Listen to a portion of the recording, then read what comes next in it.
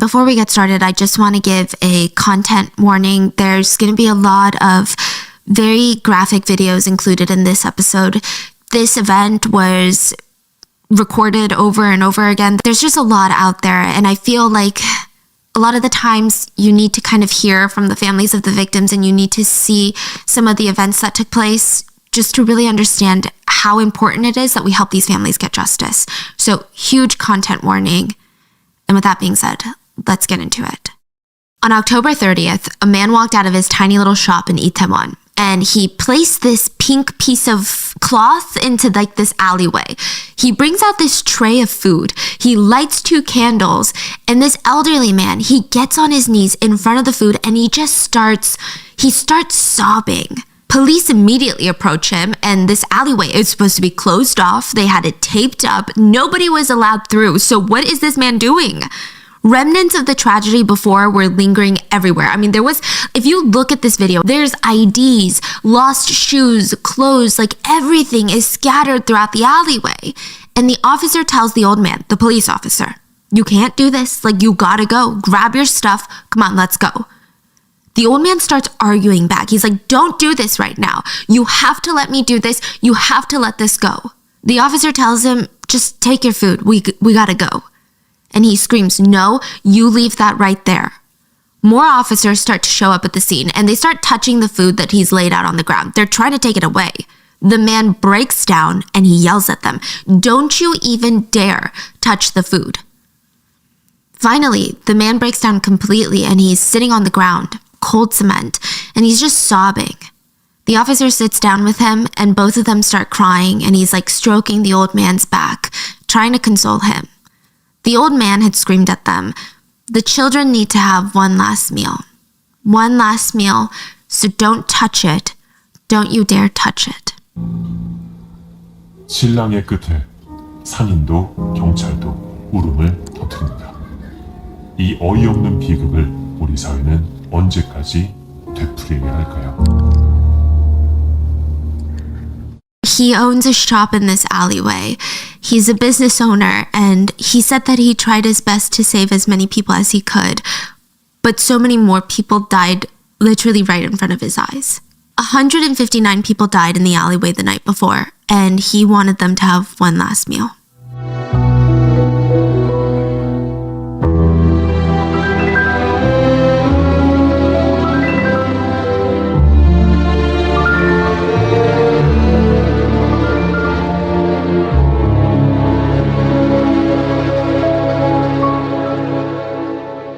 As always, full show notes are listed at rottenmangopodcast.com. There's a lot of videos that I've linked there. Please go watch them. And if you guys are watching the video podcast on YouTube at Rotten Mango or on Spotify, all the videos are going to be in this video. And I'm just going to warn you, so many of these videos are so incredibly graphic, and all of them just, yeah. So with that being said, let's get into it. His parents were really worried about him. He was meeting with a therapist twice a week. He had on-campus counseling in high school. It seemed like the parents were doing all of the right things. They were not ignoring his cries for help. They weren't saying, oh, he's just a 16-year-old teenager. Maybe he's just emotional. They were taking everything he was saying so very seriously. Their son had always been a bit of a quieter kid, but like a good kid. He listened to his parents, he studied, came home on time, and if he was out having fun, he was always with like the same 2 friends. They were like the 3 peas in a pod. They were the 3 musketeers. And now he just feels so alone. He feels like he's 16, completely isolated from the world. I mean, the parents did everything that they could to help. December 12th of 2022, so not too long ago, just a few months ago, just a few weeks before Christmas, the parents get a text message from their son, and he says, I'm sorry, Mom and Dad. Please don't forget me. Please, you must remember me. I'm gonna go meet up with my friends. His friends had died in the Itaewon Halloween crowd search just 43 days ago. The crowd search that killed 159 people and injured nearly 200 others, and now their son would take his life in a motel bathroom because he couldn't bear to carry this like incredibly heavy burden of being the only survivor in his friend group. Literally, nobody could have ever imagined what was going to happen that night in Itaewon. I'm sure you guys have heard of what happened there Halloween weekend of 2022. And if there were a few people that knew it was dangerous, it definitely wasn't the parents of the people in attendance.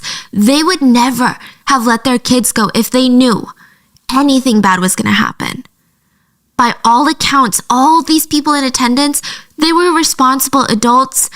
There were some that were in high school, some even as young as middle school, but their parents knew exactly where they were going. They just wanted to celebrate. So I kind of need to talk to you about how the night starts so you just see how normal it is. It wasn't like, oh, these people, they went to this dangerous area and risked their lives to celebrate. Like they went to this area that everyone was like, oh, we're warning you, don't go here. It's so bad. Absolutely not. Like that's not what happened at all. I did see some online discourse of people being like, well, these people were being young and drunk and reckless, and this is what happens when they all gather in one spot. I completely disagree. For example, Mr. and Mrs. A, that's what we're going to call them. They're sitting in the car, October 29th of 2022, and they're on their way to this super fancy restaurant. They're smiling at each other in the car. I'm sure they felt really excited and kind of giddy. Like they had worked so hard in the past 3 decades to raise their family, and now their kids finally all grown up. So the parents, they're living the life, and it was also the dad's birthday. And their 25-year-old daughter had just made them reservations at one of the fanciest restaurants in town. She texted her dad, go have fun with mom. Also, thank you for raising me. I'll repay you in the future, haha. She wouldn't be joining them as she was gonna go with some friends to celebrate Halloween in Itaewon. So the whole car ride, they're just smiling at each other. I mean, they had raised their kids to be such incredible adults. In another part of Seoul, a dad watched his daughter get ready for Halloween festivities. She was dressed up as Princess Jasmine from Aladdin. This is her. And he remembered, he actually made fun of her. He was like, this full-grown kid, she was putting on a fashion show for me. And she twirled around and she was like, Appa, this is what I'm wearing. Don't I look pretty? I'm sure he was a bit worried that his daughter was going out, but that's very normal. I mean, no parent ever really stops worrying. Same as another father in Seoul. So his daughter told him that she was going to Itaewon for Halloween. He completely trusted her to be safe. She's just always, like all these other kids, I mean, she's just always been this really well-behaved kid. She knew the rules. She followed them. She's the type that would write him these lengthy letters for his birthday. The two had this really intense bond. So 3 years before Itaewon, he was diagnosed with leukemia. And his daughter was a match, so they transplanted bone marrow from her to save his life. And she would write to him while he's recovering in the hospital. And she wrote, I'm so happy to have been born your daughter. You're the only one that I can rely on, so please don't get sick again, okay? Take good care of yourself, Dad. I need you to stay with me for another 70 years. You have to cook me seaweed soup, even when I'm 96 years old. You know I don't like any other people's seaweed soup. I love you, Dad. You're the best. By the end of the night, she would be dead. And he would cry out, you told me you wanted me to stay with you for 70 years. You wanted me to cook you seaweed soup until you were 96. You promised. Before we get there, let me tell you about Halloween in South Korea. If you're gonna be anywhere in Korea for Halloween, the first Halloween after COVID restrictions have been lifted was October of 2022. 3 years. It was going to be Itaewon if you were going to go anywhere to celebrate. Itaewon is a city that's located inside of Seoul, and it's above the Han River. It's typically known as just a place with incredibly fun, lively nightlife. That's what people go to Itaewon for. They've got bars, restaurants, nightclubs, shops that open late. It's just this gathering center. It's also a super popular destination for foreigners. The energy just feels really unique there. There's even this famous K-drama called Itaewon Class. And there's actually a famous quote in that series that says, most people just come to Itaewon for Halloween. So October 29th of 2022, partygoers are spending hours in front of their bathroom mirrors, putting on their face makeup, their costume, they're fixing their hair, their wigs, their everything, adjusting their dresses and their pants, and businesses were equally as busy. Halloween in Itaewon that weekend, insane. They're making sure they got all the inventory that came in, they gotta get all the soju glasses, they're turning up the music. I mean, they're doing everything to make sure that everyone's gonna have a good time. They're prepping their ingredients for all the food. I mean, there's going to be about 130,000 people coming through Itaewon, which is a pretty small area. Wow. So like, think about it. The city is Seoul. This is like a part of the major city. Even taxi drivers were on standby near Itaewon just waiting to take all the drunk people home. And I think it's important to note, for weekends like this, it's a boost in the city's economy. And this is important later. So the whole city of Itaewon, they're prepping for this big Halloween weekend. It's literally been 3 years since Itaewon had a Halloween because of, the pandemic. This is the first time that mask mandates have been lifted for Halloween. So, let's talk transportation. Let's talk about the logistics of this night. Most citizens that were heading into Itaewon, they were not going to drive. They're going to take the Korean subway. First of all, most people take the subway to begin with. It's the easiest way to move around, and parking would have been absolutely horrific in Itaewon that night. Most people were planning on drinking, so they're not driving, and this is so important to note. Itaewon subway station drops you off right smack dab, like in the middle of Itaewon, right next to this little alleyway. I'm going to put up a bunch of maps, but they'll also be in the show notes. Now, this little alleyway is important because it connects the main road that has the subway station and the World Street Food Road, which is like where all the bars and restaurants are. So a lot of people will travel through this alleyway to get from the train station to the busiest part of Itaewon. Some people will leave Itaewon by taking this little alleyway. Now, during the day, this alleyway looks just unassuming. It's just this narrow little space. There's restaurant entrances up and down both sides. There's even a hotel called the Hamilton Hotel located on the alleyway. Okay, so the main entrance for the hotel isn't in the alleyway, but it's like the building is right there. To me, it just looks like your stereotypical alleyway in one of the big cities. Like, space is tight, the places are gonna be tight. I'm gonna give you a bunch of pictures on just how narrow it is. It's about 10 feet wide and about 130 feet long. And it's on a hill, so it slopes downward. Another thing to note is that the road is not paved over in like a smooth cement. Okay, I wouldn't say it's as intense as cobblestone, but it's like a brick floor where some bricks protrude out more than others, and you can definitely tell that some parts of this hill, this downward slope, they're uneven. So even without a crowd, it's the kind of alleyway where if you were walking down with your friend, you would try to keep an eye out, because you could easily trip. It's that kind of rocky. Now, take this alleyway and imagine two horizontal roads, big roads. One road is the main party street for Itaewon, called Itaewon World Food Street. And the other road has the Itaewon subway station on there. And the easiest way to get from these two parallel roads is this tiny little alleyway. So throughout the entire Halloween night, people are up and down this alleyway, getting to and from the subway station. And as the night is progressing, there were what now seems like the first warning signs. There were a few people that were pushed down or accidentally shoved in this alleyway. Now, I mean, I'm sure the party energy, the alcohol, I'm sure it had something to do with it, but most of it was due to the alleyway, like the crowds, the foot traffic, the uneven floorings, the slope. But everyone responded to these mini accidents in a very normal way. Everyone would freeze, make sure the person got back up, was good, and then everyone would keep walking again. That's kind of to be expected. What's not to be expected is nearly 200 people dying in this alleyway. The first 911 call of the night was made at 6:30 p.m. The incident doesn't happen until about 10. Wow, so that's 3.5 hours earlier. 3.5 hours earlier, people started realizing something wasn't right, like things are gonna get weird.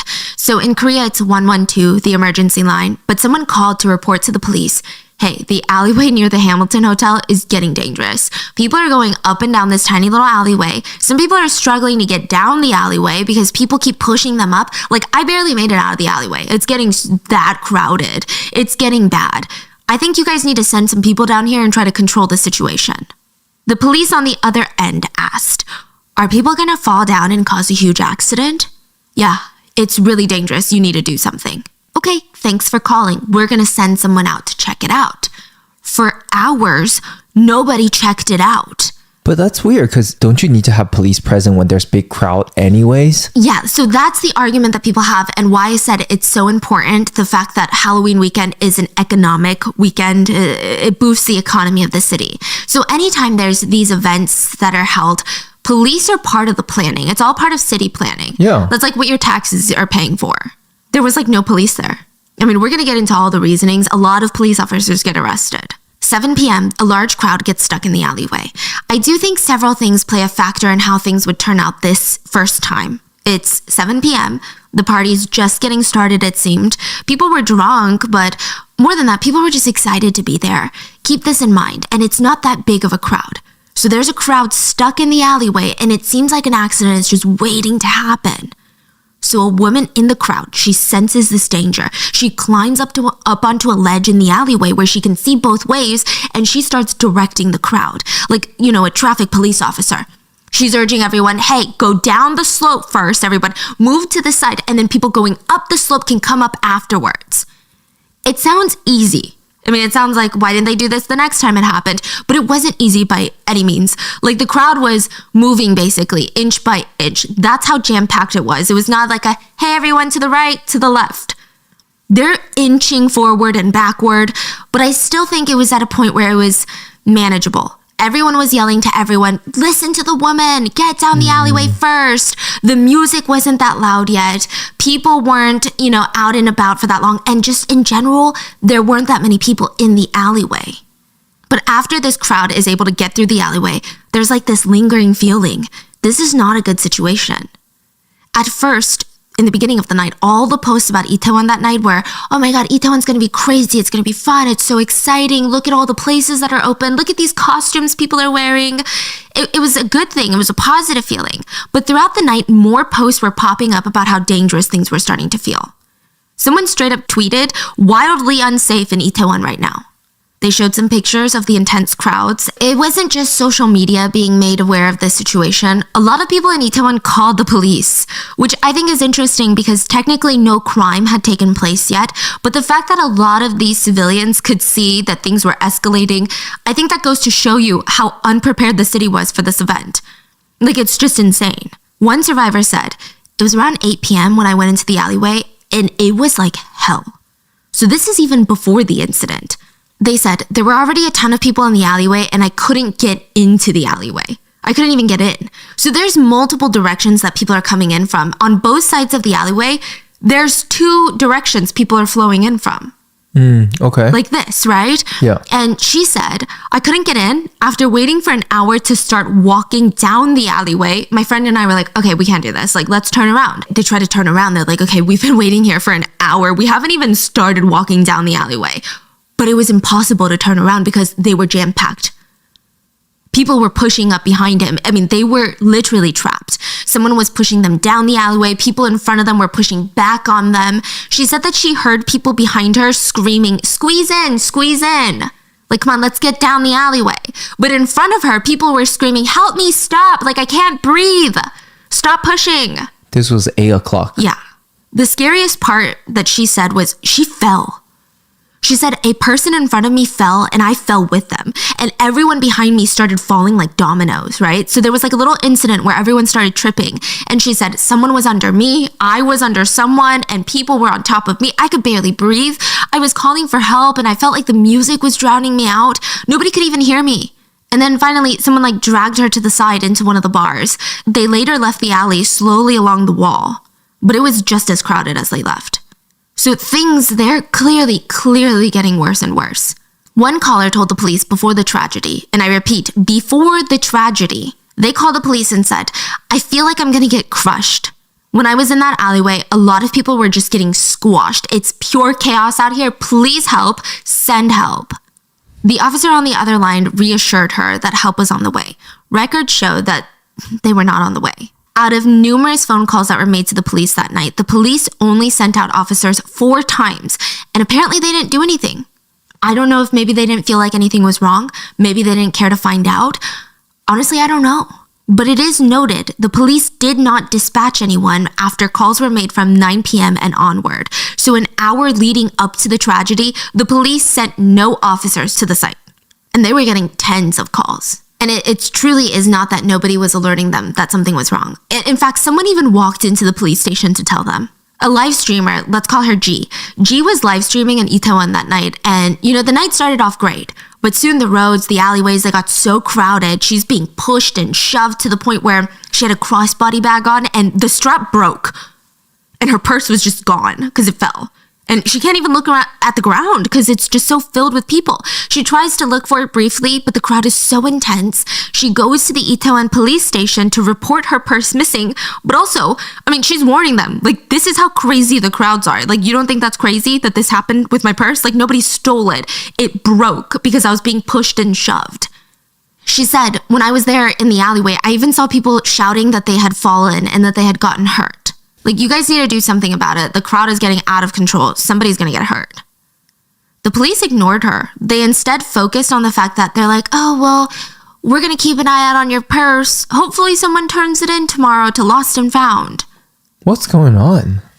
Oh, it gets really, the conspiracies come too. It's really crazy. So, the question, I guess, is, did the police just really think that nothing bad was going to happen? But they were wrong. The tragedy happened 1 hour after she reported it to the police. A 24-year-old South Korean streamer, let's call him Mr. A. He was live streaming. And his time in Itaewon, like I said, with the other live streamer, at first you see him laughing, he's smiling on the stream, he is walking through the crowds, there's people in costumes, dancing, having fun. And then slowly the initial joy just starts dissipating. Those laughters suddenly morph into people's screams and cries. And at one point, even the streamer is crying for help because he had walked into the alleyway and got caught in the crowd surge. So he said the space got tighter and tighter and tighter, and the pressure became unbearable. He said there was this girl next to him, and she was much, much shorter than him. She was screaming for help. He tried to give her as much space as possible, but it was difficult. And in the end, he said that he saw her face turn purple, and then she stopped screaming, and then she died. The streamer said the only reason he was alive was a guy in a blue denim jacket helped him climb up into this small ledge on the wall of the alleyway. It was like a small staircase ledge, like a mini balcony. And the streamer said that once he got up there, he started helping other people onto the ledge, saving them from the crowd. And there was this moment where people on the ledge looked at each other, and one of the guys told him, "Please don't pull more people up. It's already too crowded." And the streamer said, "Okay, just one more." He helped save about 5 to 10 people from the crowd. And remember the denim jacket guy that helped him get onto the ledge in the first place? Yeah. He stayed in the crowd and let the weaker people climb up on him to get to the ledge. He survived. He did make it up to the ledge at the end, and he stayed behind to help administer CPR later. It's speculated that the man in the denim jacket saved more than 10 people that night. But the crowd started getting tighter and tighter till literally hundreds of people were trapped in the alleyway. The space of the alleyway is said to have been the size of maybe like half a classroom. Think of that many people in this small amount of space. They're not able to communicate because the music is so loud. The floors are uneven. It's so easy to trip. It's just insane. Obviously, I don't know what that would have felt like. I've never been in that situation, but there were a lot of people who survived the surge, and they described it as, "I saw a man with this flashing baton trying to signal people to move back. But you can't move back. It doesn't even matter if someone's giving you directions.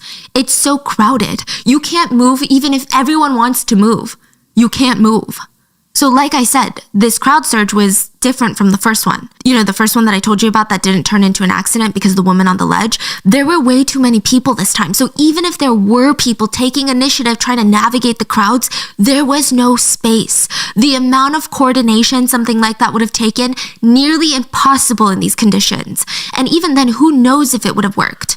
People in the crowd said that they saw several people trying to look up at the sky, looking for some sort of like direction, some air. They looked like they were getting lightheaded, like they were gonna faint. They couldn't even reach their arms up to protect their lungs. So that's like the first thing they tell you to do in a crowd surge, is to try to give your lungs space. So you put up your arms in almost a defensive boxing position. They couldn't even lift their arms. Most of the ones in the center of the crowd, they couldn't even reach their hands to look at their phones that they were holding in their hands. Many of them had missed calls from their parents. One mother texted her daughter, "Where are you? Where are you? I'm losing my mind. I'm going crazy because I'm so worried. Please respond just so I know where you are. Please just tell me you're safe." The mother had her daughter's name saved on her phone as "my oldest princess." She would never respond. There is a video of the situation. Well, there's multiple videos of the situation where you can see just how dire the situation is. There's some videos where you can see a man trying to cling onto a brick that's protruding from the wall, and it's just really graphic. I know it might be puzzling. Some of the videos, they show a different perspective where there looks to be some sort of space between the crowd and like an opening. And I saw a lot of comments that were like, why don't they just all move forward? There's space. I don't get it. At this point, what the video isn't showing is that there's people stacked on top of each other on the ground in front of that space. There's no way for anyone standing to move forward. People had fallen. They were stacked so high, the people behind them were blocked. It's said that the worst part of the crowd surge, people were stacked on top of each other 13 feet tall. Situations like this, it's like a domino effect. One person falls down, and because of the force of others pressing into you, it's very likely that another person's gonna fall. You say 13 feet? That's way taller than the ceiling. Yeah, because it's going downhill and stuff. Again, this has nothing to do with anyone being drunk. I don't really like it when people make it out to be, oh, a bunch of drunk people, of course they're gonna trip and fall. They're gonna wreak havoc. This is more about just plain physics. It wouldn't matter if we're talking about church ajumas on a Sunday after drinking tea. Like, this is about physics. It has nothing to do with alcohol. Because of the slope and inertia, like I said, one person falls, it's going to be a domino effect. People are just going to start collapsing. And even if you don't fall, that doesn't mean that you're going to be fine. The pressure of all these people pushing into you, it would cause your lungs to not be able to inflate with oxygen. If 10 people are pushing onto you with their body weight and more, or let's say they're on top of you, which by the way, there looks to be way more than 10 people pushing onto everyone. Let's say they're on top of you, that could be similar to 1,000 pounds of weight pressing straight onto your chest. It's going to be very, very difficult for you to breathe. It's incredibly dangerous, incredibly real, incredibly terrifying. A person may lose consciousness 30 seconds after being severely crushed, and they would suffocate after about 6 minutes. Side note, I know a lot of people in the beginning when news first broke of what happened, I saw a lot of people wondering if it was a stampede, which is you're getting run over by a group of people. Like they're running on top of you, but it wasn't. It wasn't someone being trampled to death. This was more like quicksand, like being trapped in quicksand. People were pushing up against one another, falling, stacking on top of each other. It's like you're suffocating because you're unable to expand your chest to bring in air. Many of the victims would pass out while they were still standing up. So it wasn't a stampede. It's categorized as a crowd surge. Most people who were in the crowd, they remembered vividly about how it felt. They were being lifted off the ground. Their feet weren't even touching the ground anymore. And that's why there's so many shoes that were left behind, because that's how strong. I mean, the pressure from all sides, they were just being pushed and shoved. And that pressure, it's like they're being held in the air by it. I imagine it's like the feeling of being caught in this powerful wave in the ocean. Like you don't stand a chance when you're there. Your body is pushed, shoved, thrown off balance. The force is so strong, like what can you do? And in this situation, survival might solely depend on where you're positioned when it happens. There's a 21-year-old Malaysian named Ragu, and he was lost in the crowd surge. He called his best friend Kim while he was stuck in the crowd surge, and Kim said Ragu was this hard worker. He worked in construction so that he could earn money to send back to his parents back home in Malaysia. He was just this patient and kind soul that just wanted to support his family. He called him in the crowd, and he told his friend Kim, I'm having a hard time breathing. He also told him, there's a woman next to me who's fainting, and I'm trying to get her medical attention. She needs help very quickly. He told Kim that he's trying to find ways to escape the crowd surge because this woman, this stranger, really needed help. Kim is anxiously staying on the phone with him, and I'm sure that he felt just helpless because he can't do anything for his friend. And then suddenly Ragu told him that the woman he was trying to save, the stranger next to him, her hand had gotten cold. And not too long after, the phone was disconnected. That was the last time Kim would hear from his friend. He died that night. At around 10:30 p.m., the fire department starts receiving calls that 10 people have been pushed down to the ground and crushed. So again, I don't think it was just 10 people, but I think in the vicinity, people who were able to access their phones saw about 10 people. They reported that people were having difficulties breathing. A few minutes later, the first 4 ambulances were dispatched. Then 6 more came just a few moments later. Police officers start arriving at the scene, and they're unable to control the crowds. Now, it's important to note that there are a few select police officers to judge for not taking action quicker, but a lot of the ones that were dispatched in this moment, they were just genuinely trying their best to help. They were not the ones making executive decisions of who goes where. They were going where their superiors told them to go. They were not the ones picking up the phone about this Itaewon crowd surge. They were just told to go there. So they show up not knowing what's going on. There's a video. Police officer Kim, he wasn't even dispatched to the scene. He was on duty nearby and he happened across the situation. So he stops and he tries to take action. He said that when he got to the alleyway, he made his way through the crowd. He saw that civilians, regular civilians, were already taking initiative, pulling people out and doing CPR on them. So he's like, okay, this is what we need to do. We need to try to figure out the best course of action in this chaos. He and his colleague decide that the best thing that they can do is redirect the crowds to stay away from the alleyway, away from the Hamilton Hotel, because you add more people in the mix, it's just not good.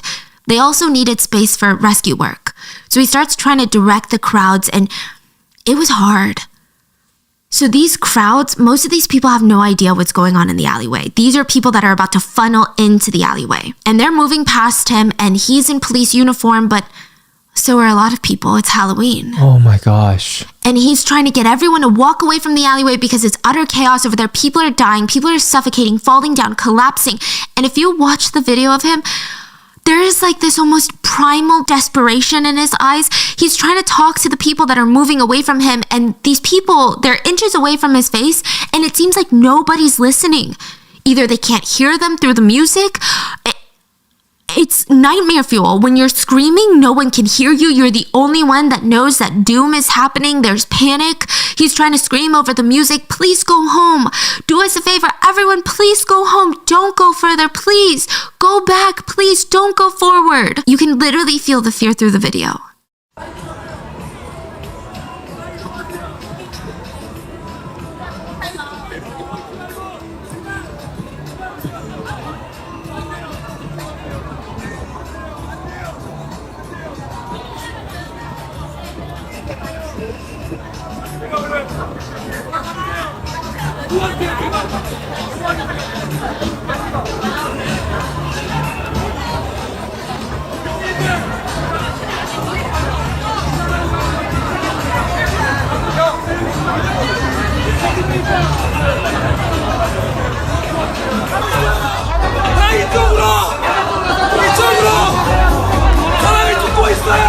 He's trying to yell at them to go the other way, away from the surge. He tried his best to warn the crowds. He tried to warn everyone that people were dying and they all needed to leave. It was dangerous. And nobody was really listening. He was later interviewed and he said that he didn't have a megaphone on him because he wasn't dispatched to the scene. He was just on duty. He stumbled upon the dire situation. So I imagine he wasn't even driving around in like a cop car. I imagine that he was like on patrol duty. He said, if we went back to the precinct to get a megaphone, we would have lost too much valuable time. And he cried on the interview and he said, in the end, a lot of people ended up dying. And I kept thinking to myself, if I had hurried, if I had a megaphone on me, if I handled the situation differently, in a better way, maybe we might have saved one more person. And that's why I'm at a loss for words, and I'm so sorry to the families who have lost their loved ones. He said, I tried my best to rescue them, and I'm sorry. I just couldn't. I couldn't. 경찰관들 그리고 이동의 시민분들이 정말 받아서 구조를 해주셨는데 결과적으로는 많은 분들이 돌아가셨잖아요. 저는 그래서 말씀드린 대로 제가 좀 급하게라도 좀 확산기를 챙겨서 가져갔으면은 또는 다른 더 좋은 방법으로 구조활동을 펼쳤다면은 한 분이라도 더 살렸을 것 같은데 그것 때문에 참 유족분들께 너무 면목이 없고 죄송한 마음밖에 없습니다. The situation literally couldn't have been worse. I know there's a lot of discourse about what's wrong with these partygoers. People are dying. Why aren't they listening to the police? What's wrong with them? But that's not everyone. I mean, I would like to believe it was a small group of people. It's not like everyone just stood around watching. People, they tried really hard. There was a photographer visiting from China, and he went to Itaewon thinking he would take a lot of cool pictures since he heard the costumes were going to be going all out this year. He finds himself crushed in the alleyway instead. He's hanging onto this pole to prevent himself from losing balance and falling over, and he was standing behind these two women. Every time like a wave of pushing would come, he would grab onto these women. He said he tried to stabilize them because he knew if they fell over, they would be dead. There would be no getting back up in this situation. He wanted to make sure that they were okay, even when he himself was not doing okay. And there were others like him. He said he looked into the crowd and saw this family, so a mom, dad, and a kid that seemed to be maybe 3-4 years old. The dad was holding onto the baby above the crowd so the child wouldn't get crushed. And side note, it seemed like the family was passing through to get home or to the station. It's not like they were out partying for Halloween with their kid. They get stuck in the crowd and they're screaming for help. He said that he saw the crowd working together to pass the child from the parents to a nearby business in the alleyway. So, when the photographer made it back out alive, he went back to his hotel. He's so shaken up. I mean, he only had like 3 pictures in his camera roll that night, and all of them were before the tragedy, and everyone just seems to be so happy, just connecting with each other. And he said that his hands are shaking when his wife called him. They just had a baby, so she just gave birth recently, and she's calling from China, and this is so heartbreaking. But she called and asked about his night, and he said he came home because he just wasn't feeling it. He didn't want to tell her that he had witnessed one of the most horrific incidents of his entire life. He didn't tell her that he stood there watching people die next to him. He said that he didn't want to worry his wife until he got home. Like, even during the most traumatic moments of these people's lives, even during a situation where it was life or death, a lot of these people were still putting others first. A little girl had gotten lost in the crowd. She was separated from the adults that she had come with. She had momentarily fallen down, and she felt a man helping her regain balance. And if he hadn't, she likely would have been crushed to death. She didn't know his name. She didn't have the chance to thank him. Witnesses said that the man who helped her ended up getting stuck after he pulled her out, and he ended up passing away. His name was Lee Ji-han, and his name might sound familiar, but he was a 24-year-old actor in South Korea. He was on a few different shows, and he was always known to be very, in Korean it's called 매력적이, which means very charismatic. So he'd be on these shows and he would laugh in these like reality shows, and he would always cover his mouth very shyly. He just felt like such a genuine person. And the most heartbreaking part about this is that he had just signed to star in a new MBC fantasy drama that would have been his breakout role. Like that was the role he had been looking for, like his whole career. And he had what it took. He was good at his job. He was able to make people fall in love with these characters. He just wouldn't get the time. The little girl's parents expressed their gratitude and apologized to Lee Ji-han's family for his act of courage. So all the while this is happening in the middle of the crowd, just to show you how chaotic this whole incident was, some people at the top of the hill didn't even realize that there were people being trampled down at the bottom. Some of them didn't even realize how dire the situation was becoming. They were just excited to get down there and have fun. And we're going to talk more about this later, but there are online speculations that a group of people had caused the crowd surge and had started pushing people down. More on that later, but for now, at 11 p.m., 30 more ambulances were deployed to the scene, as well as more personnel, more authorities, national disaster medical assistance teams, firefighters, policemen. They're all finally being dispatched to Itaewon. Finally, at 11:19, Halloween in Itaewon was called off. 10 minutes to midnight, the fire department issued a Stage 3 order, which is usually reserved for large-scale disasters. It was too late. I mean, first of all, they arrived a bit too late. I mean, even when the personnel got there, it's not like they could do much. They're just trying to resuscitate people. It was pure chaos.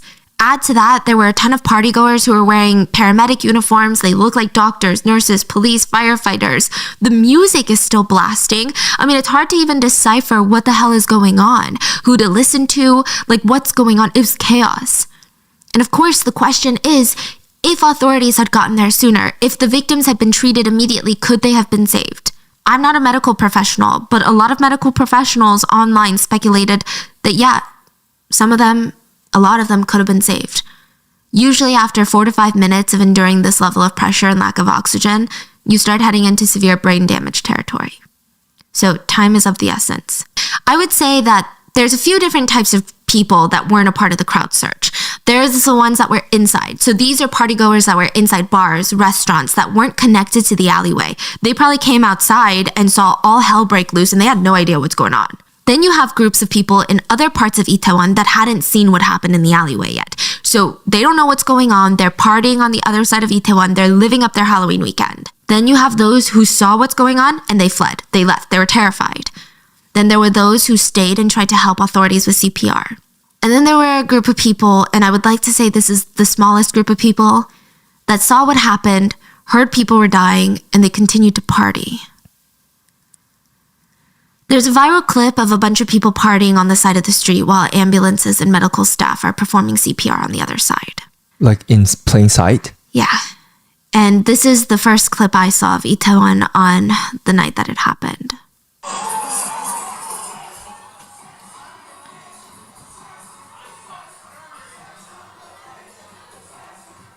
You think these people know what's going on? A lot of people think they do. I would like to speculate that maybe they didn't know. In their defense, they said that there were a high number of ambulances present, so maybe they just thought it was like a precautionary measure. But they were literally fist pumping to the song on the beach. I mean, the visual impact has been a lot. So while ambulance lights are flickering around them, they're singing, dancing, and to make matters worse, it said that a lot of people were so busy filming the ambulances while partying, they were blocking the medical staff from getting to the victims. Koreans could not, for the life of them, understand how that could have even happened. How could people be doing that? After the crowd surge, the alleyway slowly starts getting cleared, and now we're just dealing with the aftermath. Trying to rush everyone to get medical attention, there were hundreds of people laying there motionless, needing CPR and needing it fast. So Anna was originally from Spain, and she had come out to Itaewon with her friends for Halloween night. She walked into the bar that night with her friends. People in costumes were laughing, taking pictures. I mean, it was a great night. And then when she walked out, it was just like an apocalypse. She didn't even have time to take it all in. People start running up to her and her friends, and they're like, "Do you know how to perform CPR?" Anna didn't know, her friends did, so they're like, "Hurry, follow me." Anna's friends run off without her. She's completely alone, just standing in front of this restaurant, like confused.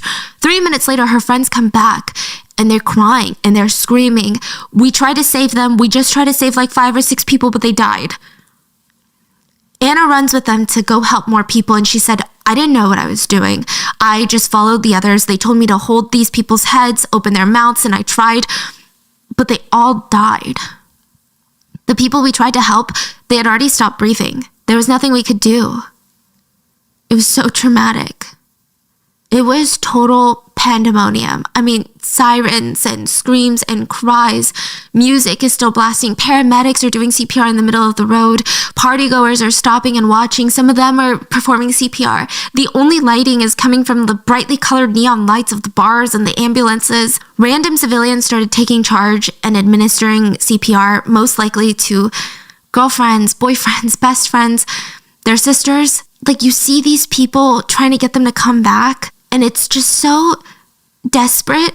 A Pakistani nurse was visiting his brother that lives in Korea. They went to Itaewon just to see what Halloween was like in Korea.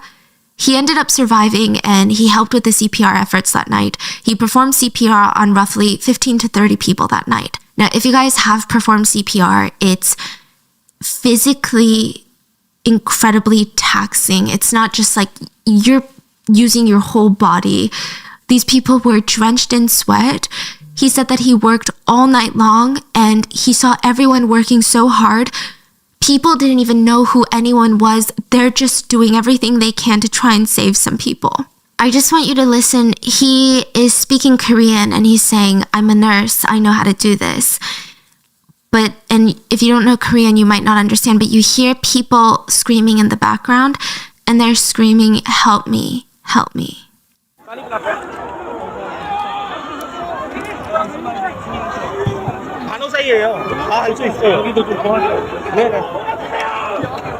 He pretty much worked all into the night, and the next morning he got home with his brother, and he said he couldn't even fall asleep because all he heard were the screams of everyone screaming, "Help me, help me." And he said even months later, he can't close his eyes without hearing people screaming, "Help me, help me." Also in the crowd, there was a college couple who were getting married in May of 2023, so in just a few months from when you're seeing this. They had been in the crowd, and the man did everything to try and protect his girlfriend. He tried to shield her body with his own body, and he made sure that she didn't fall. But he ended up losing consciousness, and the two were separated in the crowd. He woke up. Medical staff were like, "Okay, well, you need to go to the hospital right now." He refused. He rushed to find his girlfriend, who was laying there just on the cold ground, and he performed CPR for over an hour. And she wouldn't come back. And there's more on the CPR situation we need to talk about. So most of the victims were women, naturally due to height and smaller stature. Most of the victims who passed were women. The paramedics were going around and they were unbuttoning their shirts because that's how you do CPR. It's easier for them to breathe. Apparently, this is very standard. What's not standard is some onlookers pulled out their phones and tried to record videos. The victims were being administered CPR in an attempt to save their lives. Some people thought to film it for the internet because they were partially unclothed. People were crying out loud, "Stop filming. Everyone stop filming. Just help." Their bottoms were uncovered. Even their shoes were missing. A lot of Koreans were upset because for these victims, even in their last moments, it's like they were being robbed of their dignity. It's just a gut-wrenching feeling. There were hundreds of people down in the ground at this point. Once the chaos was somewhat contained in terms of the chaos of the alleyway and the partygoers were shuffled out, the victims were rushed to ambulances and to the hospitals. But by this point, it's too late. Most of the bodies were laying on the side of the road with blankets covering them. Their bodies were being put on stretchers to be taken to the hospital, but there were no signs of life, really. Most of the victims had already passed, but they had been left just on the road for more than an hour because there were too many victims that rescuers couldn't transport them all to the hospital quickly enough. A Chinese student who was in Korea at the time, she was in one of the big bars of Itaewon, and she had no idea any of this was going on. She said she walked outside at 2 a.m. Remember, the crowd search started happening around 10:15. She walked out, and she felt like the world had ended. Quite literally. She said that there were paramedics everywhere doing CPR on lifeless bodies. There were still sirens. She said, "I saw rows of people covered with cloth blankets, and I felt like I was confronted with corpses." The first official death toll was issued by authorities at 2:30 in the morning. They stated 59 people had died and 150 people were injured. An hour later, the numbers rose to 120 people that were dead, with 100 injured. And it would rise again. And side note about these injured, I know sometimes we hear these numbers and you're like, well, what does injured mean? Like, do they have small scratches? Like, what's going on? I'm pretty sure it varies, but it's pretty bad. People had broken bones everywhere, fractures. They were going to need surgeries, nonstop medical attention. A lot of the injuries were life-changing. And if they weren't, they were really horrific. There was a Chinese survivor, let's call her Miss A. She said she barely survived the crowd search. Even thinking about what happened that night, she feels like she's suffocating. She said she thinks it helped that she was relatively tall compared to the other people in the crowd, but it just felt like hundreds and hundreds of pounds were pressing on her chest. She could barely stretch her neck up to breathe. She said her neck was cramped to one side and she couldn't move it back forward. She couldn't move it to the other side. Her neck was like perpetually stuck looking to her left. And she was forced to watch the girl on her left die. She suffocated. And she couldn't even turn away because she didn't have room to move her neck. Soon after that, she felt something strange on her back, and she later realized that the person behind her was throwing blood up on her. A lot of people actually vomited. A lot of the dead bodies were seen with vomit around their faces because when you suffocate to death, oftentimes you do vomit. She said that it was so tight she couldn't even move her fingers, and it felt like 300 people were just pushing her, and her legs went numb for about an hour. She couldn't feel her legs. Eventually, she was carried out by a firefighter to the roadside. She was rushed to the hospital. She said she still needs to get x-rays for her chest because it's been really hard for her to breathe. Like, it hurts when she takes a breath. Another survivor, Juliana, she's a 23-year-old student from Mexico who is studying in Seoul. She said she went with a friend to Itaewon, and as they were heading into the subway station to go home at 10 p.m., the minute that they stepped into the alleyway, Juliana and her friend were separated. It was pure chaos. She said it was like this uncontrollable force that was pushing her down. Her feet lifted from the ground and she couldn't go back, she couldn't go forward. Whatever the crowd was moving in, whatever direction, that's where she was going. An unconscious person fell on top of Juliana and she said it was pure panic. She started hyperventilating. She had to calm herself down. She started blacking out. The noise of the crowd started feeling quieter and quieter and she couldn't feel her legs. She couldn't even move a single toe. She said she started thinking, okay, yeah, I'm gonna be next. It felt like she was just waiting for death. And somehow, by some miracle, a young man standing on a high platform on the edge of the alleyway was able to wiggle her out and save her. She had been trapped like that for nearly 50 minutes. She said she looked around and there were dead bodies everywhere and she was severely shaken up, but she went home that night and she thought it was just nerves, but the next day she had a crazy fever. She was hospitalized and diagnosed with necrosis of her leg. Basically, when blood flow is cut off from a part of your body, the tissues start to die. In severe cases, this can be fatal. It's when your limbs literally start dying and it can start spreading. Thankfully, she's recovering, but the pain is really bad. One of her legs is still very blue, very swollen. She can't walk properly. If she even breathes too hard or too fast, she feels immense chest pain. And these are just the physical injuries. In the end, 159 people died in the Itaewon Halloween tragedy, including the deaths of 26 foreign citizens from 14 different nations. The overwhelming majority were Korean citizens and women, 102 women and 57 men. 158 died from suffocation and one person later committed suicide. 196 people were physically injured. Physically, keep this in mind. That's not including mental, emotional, because the trauma that these survivors, the first responders, the fire department, the trauma that this whole nation is going to carry with them. I mean, the real number of those impacted and injured and the families of the victims whose lives are just never going to be the same. Like, there's no way to put a definitive number on that. Like, it's hard to put a number on a whole nation's pain.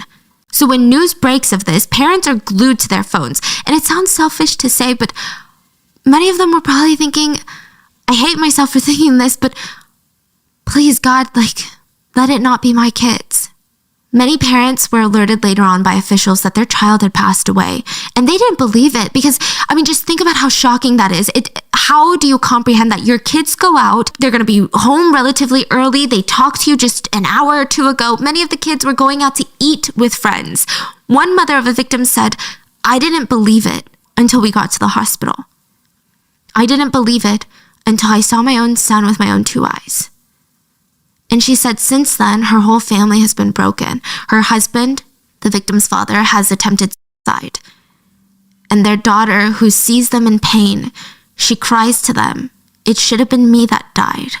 It should have been me instead. Another mom rushed to the hospital only to see that her daughter had died. And she said, it's truly devastating to identify your own child.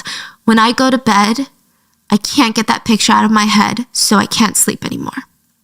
The parents, they couldn't understand what had happened to her, so they got her phone and they said at 9:35 p.m., their daughter was taking pictures smiling in a bar. Then at 10 p.m., she texted her friend that she was going to go home now. She's going to go to the Itaewon station and go home.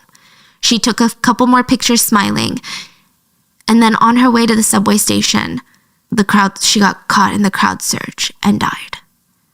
Her friend who survived later said that they weren't even trying to use that alleyway to get to the station. It was so crowded up until that alleyway, it's like they got sucked into it like a vacuum. Her friend ended up surviving and she said it was so bad. She lost her shoes. Her feet weren't even touching the ground. She was just being moved by the crowd. They got separated. And her parents they look at these last pictures taken of her on her phone. And her dad said, she's smiling. Look at her smile. Look at her face. And her mom would cry, she's my best friend. She's my best friend. Oh Il-suk and Kim Eun-mi look through photos on her phone, trying to piece together how Jimin became one of the 158 victims of Seoul's Halloween crowd crush. I can't look at the photos, they make me cry. That image of her keeps coming to me, so I can't sleep at night. It snowed yesterday and got cold. Jimin is buried outside. It makes me more sad. A lot of parents gathered at a press conference, and you can hear them scream at one point, "Take us and bring our kids back." Many of the parents are heard apologizing to their kids about what happened. And I can't even imagine the pain of the guilt that these parents are going to carry just for the rest of their lives. I mean, I'm not saying that's a logical feeling. I'm not saying that they should feel guilty, but that's how parents feel. One father found out at the hospital that both his daughter's arms had been broken before she passed away. And now all he can do is visit her at her resting place, and he tells her, "아빠 왔어," which means Dad is here. Dad is here. He said, "I should have taken more care of her. She was a precious daughter to us." There is said to have been over 1 ton in weight of items left behind in the Itaewon tragedy, just belongings, mainly from the deceased. So bags, clothes just left in the alleyway because, they were getting ripped off and the shoes were falling off. There were 123 handbags, 258 pieces of clothing, and 256 pairs of shoes. They were all laid out in a gym in Seoul, and parents and families were called to search for their belongings of their loved ones. And there's this heartbreaking moment where a mother walks in and she recognizes her daughter's handbag.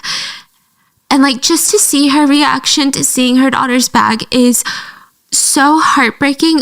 I don't even have the words. At a press conference, another mom played a song that her son sent her.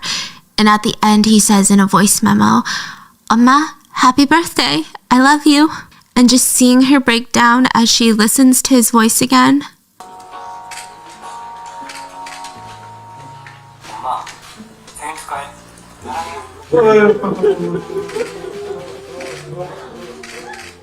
By November 1st, the funeral homes in Seoul were overflowing. They were filled with bodies of young people who were just starting their lives. So many of them had just graduated high school. Some of them were just in college or they had just graduated. I mean, this is the beginning of their lives, and now they're gone. In one funeral home, 28-year-old James Sim's body was put to rest. And in the room next door, his best friend Yoon was put to rest. And in the funeral home across town, his girlfriend was put to rest. All 3 of them had died that night. And the one thing that James's parents kept saying was, our son loved to work out. He spent most of his free time in the gym. So how could that not have even saved him? And I think that just shows you genuinely the true dangers of a crowd search. It doesn't matter your fitness level, your physique. It's just that dangerous. The parents cried, "James is the best older brother out there. How is our younger son ever going to cope?" A bunch of James's friends who didn't attend Itaewon that night, they came to the funeral home and they all sat in silence grieving for James. And when they were done, they couldn't go home. They couldn't lay down and cry themselves to sleep. They had to go to the next room over and grieve for their other friend, Yoon. There were altars set up all around South Korea for mourners to pay their respect. A lot of flowers were brought. Some with soju bottles were left for the victims. Many people bowed to the victims as a sign of ultimate respect.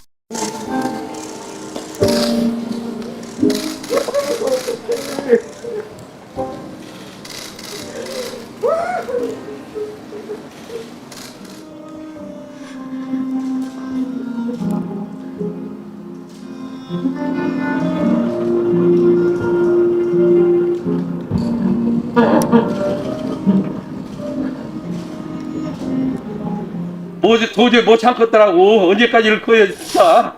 에? 이래가지고 경제 발전하면 뭐 할 거예요? 에? 3만 머리, 5만 머리면 뭐 하냐고. 젊은이들 다 죽여놓고. 에? 언제까지 이럴 거예요? 불쌍한 애들. 에? 나가지고 키워서 고등학교, 대학 보내가지고. The man who is breaking down, talking about what good is a strong economy, I think there is a lot of trauma left over from the ferry incident in 2014, where over 300 people died, a majority of them young students. We're going to get into that in a second, but I think the whole nation kind of united in these moments. The whole nation was so devastated by this. I mean, even here in the US, I didn't know a single Korean that did not feel immense sadness for what was going on. Many Koreans came out to hold up candles and these memorials all over South Korea. It's estimated that over 100,000 people came out to grieve. But slowly that sadness and that grief would turn to anger because it's like, okay, now we want some answers. So the first person that, not the families of the victims, the internet went for were the so-called pushers. So there were words of survivors that sent chills down people's backs.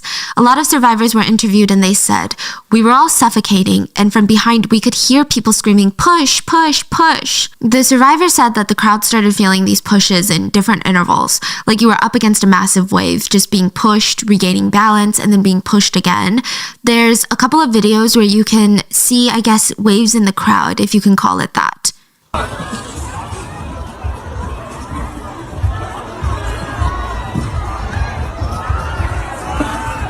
It just seems like people are standing static and then they're being pushed in these wave-like motions. But the unsettling part was the survivors saying that a group of people were pushing the crowds on purpose. More and more survivors came out to confirm these stories and they said, yes, there were a group of guys screaming push and they were pushing hard. One survivor said that they heard a guy say, let's just all push kids, push, push, push. The survivor said they could see the crowd surge and they were all thrusting forward and a bunch of people started collapsing in front of them.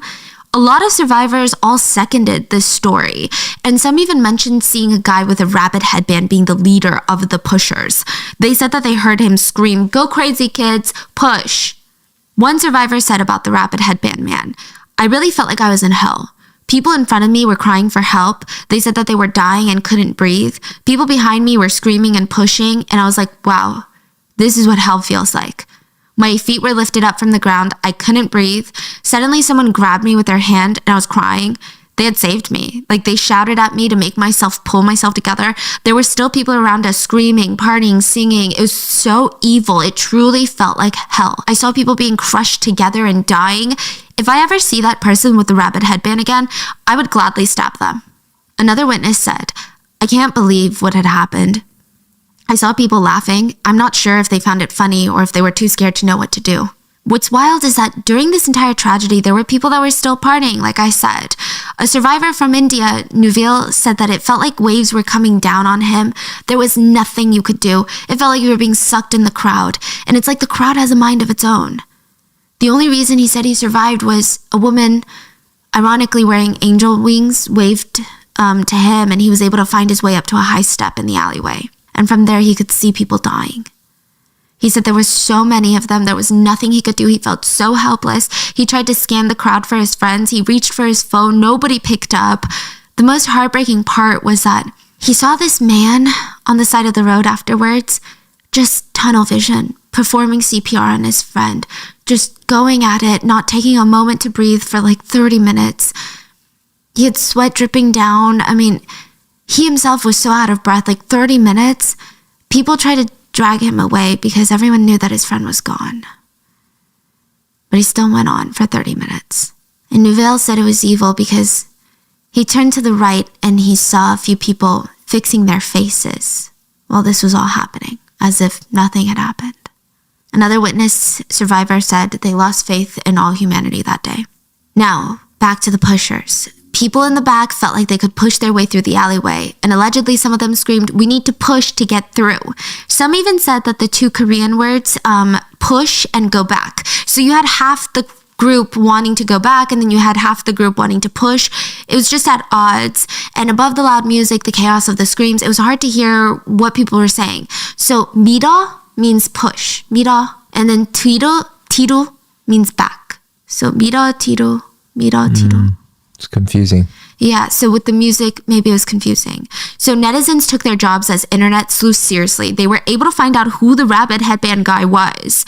They tracked him down online. They start leaving him comments, messages, telling him, you better turn yourself into the police because you are the killer. You're the cause of this tragedy. It looked like they weren't going to stop until he was taken down. The rabbit headband man went on to Instagram to state that he and his friends were being hunted down, and he said, yes, that's me in the rabbit headband in the pictures, but my friends and I had already left Itaewon Station when the crowd surge happened, so we were not the ones pushing. Like, maybe there's another guy with a rabbit headband, but it's not me. He posted his subway ticket to show proof, and it showed that he did indeed leave Itaewon Station at 9:55 p.m. The police were also able to confirm that he was not in Itaewon at the time of the crowd search, and he wasn't found responsible for the pushing. There were other rumors of a guy that went around pouring oil on the ground so that people would slip and fall. What? Those were later proven to be false. But the witch hunt didn't end there. I mean, I think people were just looking for someone to blame. A lot of angry netizens were looking for just anyone. Even journalists started to blame people. I think they were just looking for provocative stories. So they started blaming a very popular live streamer. Let's call him K. Netizens speculated that K was the reason for the crowd surge because he streamed that he was in Itaewon and all of his viewers swarmed to see him, causing an influx of the traffic. So they were like, it's his fault for so recklessly telling his viewers that he was in Itaewon. And then he was like, no, I happened to be in Itaewon and I couldn't leave the bar because it was so dangerous. In the same breath, another celebrity was being blamed. Yuain, he lives in Itaewon and everyone speculated that he went out and people started spotting him outside and that's why they flocked to Itaewon. But in this case, Mr. Yu's agency came out to say that he wasn't even in South Korea at the time of the tragedy. So it genuinely just seemed like people were going out to blame one individual. They were just trying to find someone. But that was proving to be very difficult. So briefly, the public, the netizens, the journalists, they start blaming the businesses. They start turning their attention on the businesses. They said, you guys didn't help out with the crowd surge. The businesses in the alleyway could have saved people, prevented the crowd surge. That's what they're saying.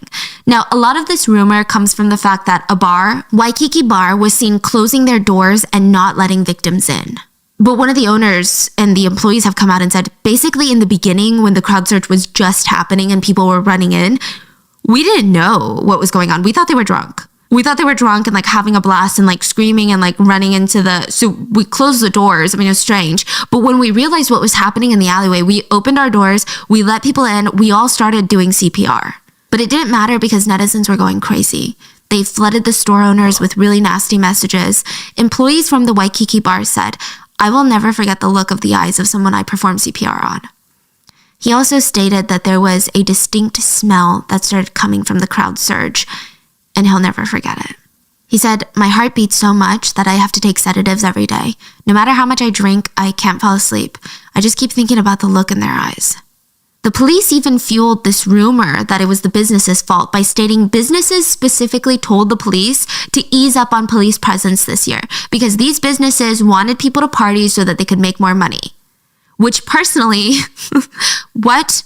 The business owners would later state, no, we didn't say that. And even if we did, what are you saying? Like, you're really just going to listen to us? Like, when have you guys ever listened to business owners? And we're like, you know what? You're right. Let me just not show up. And side note, the businesses in Itaewon, they're not doing well. Even months after the tragedy, a lot of them are drowning in debt. I mean, Itaewon has kind of become more of a ghost town these days. People said it just feels wrong to go there and have fun. And this is literally a city that was known for its like fun life, like bars, restaurants, shopping, these activities. They said they're all suffering. Some business owners said, it's been rough. We were hit with COVID. And then when finally things opened up again, now no one comes to Itaewon. And not only that, but we had to live through that night, trying to save people and being traumatized. So a lot of these business owners, these employees, they have a lot of trauma from the incident. They're emotionally, mentally scarred, and add to that their financial pressures. A business owner said there's no sales, like none, not even one throughout the day. So it was clear that the businesses were not to blame. So since individuals in attendance, the businesses, they couldn't be blamed, the internet started making it very political. Now, this is very intense, and like this, when you start going into the whole Itaewon story, there's so many layers to it. I mean, you think it's just first police planning, the city planning isn't good, and then it just gets very crazy. So October 29th, earlier in the day, there were these protests throughout Seoul. A lot of it happening in Yongsan, which is the province that Itaewon is inside of Seoul. Now, there were protests everywhere, and they were like labor unions protesting. They were close to Itaewon. There were reports of 18 different rallies and protests taking place the day of October 29th, and they were big. Like about 30,000 people were out protesting.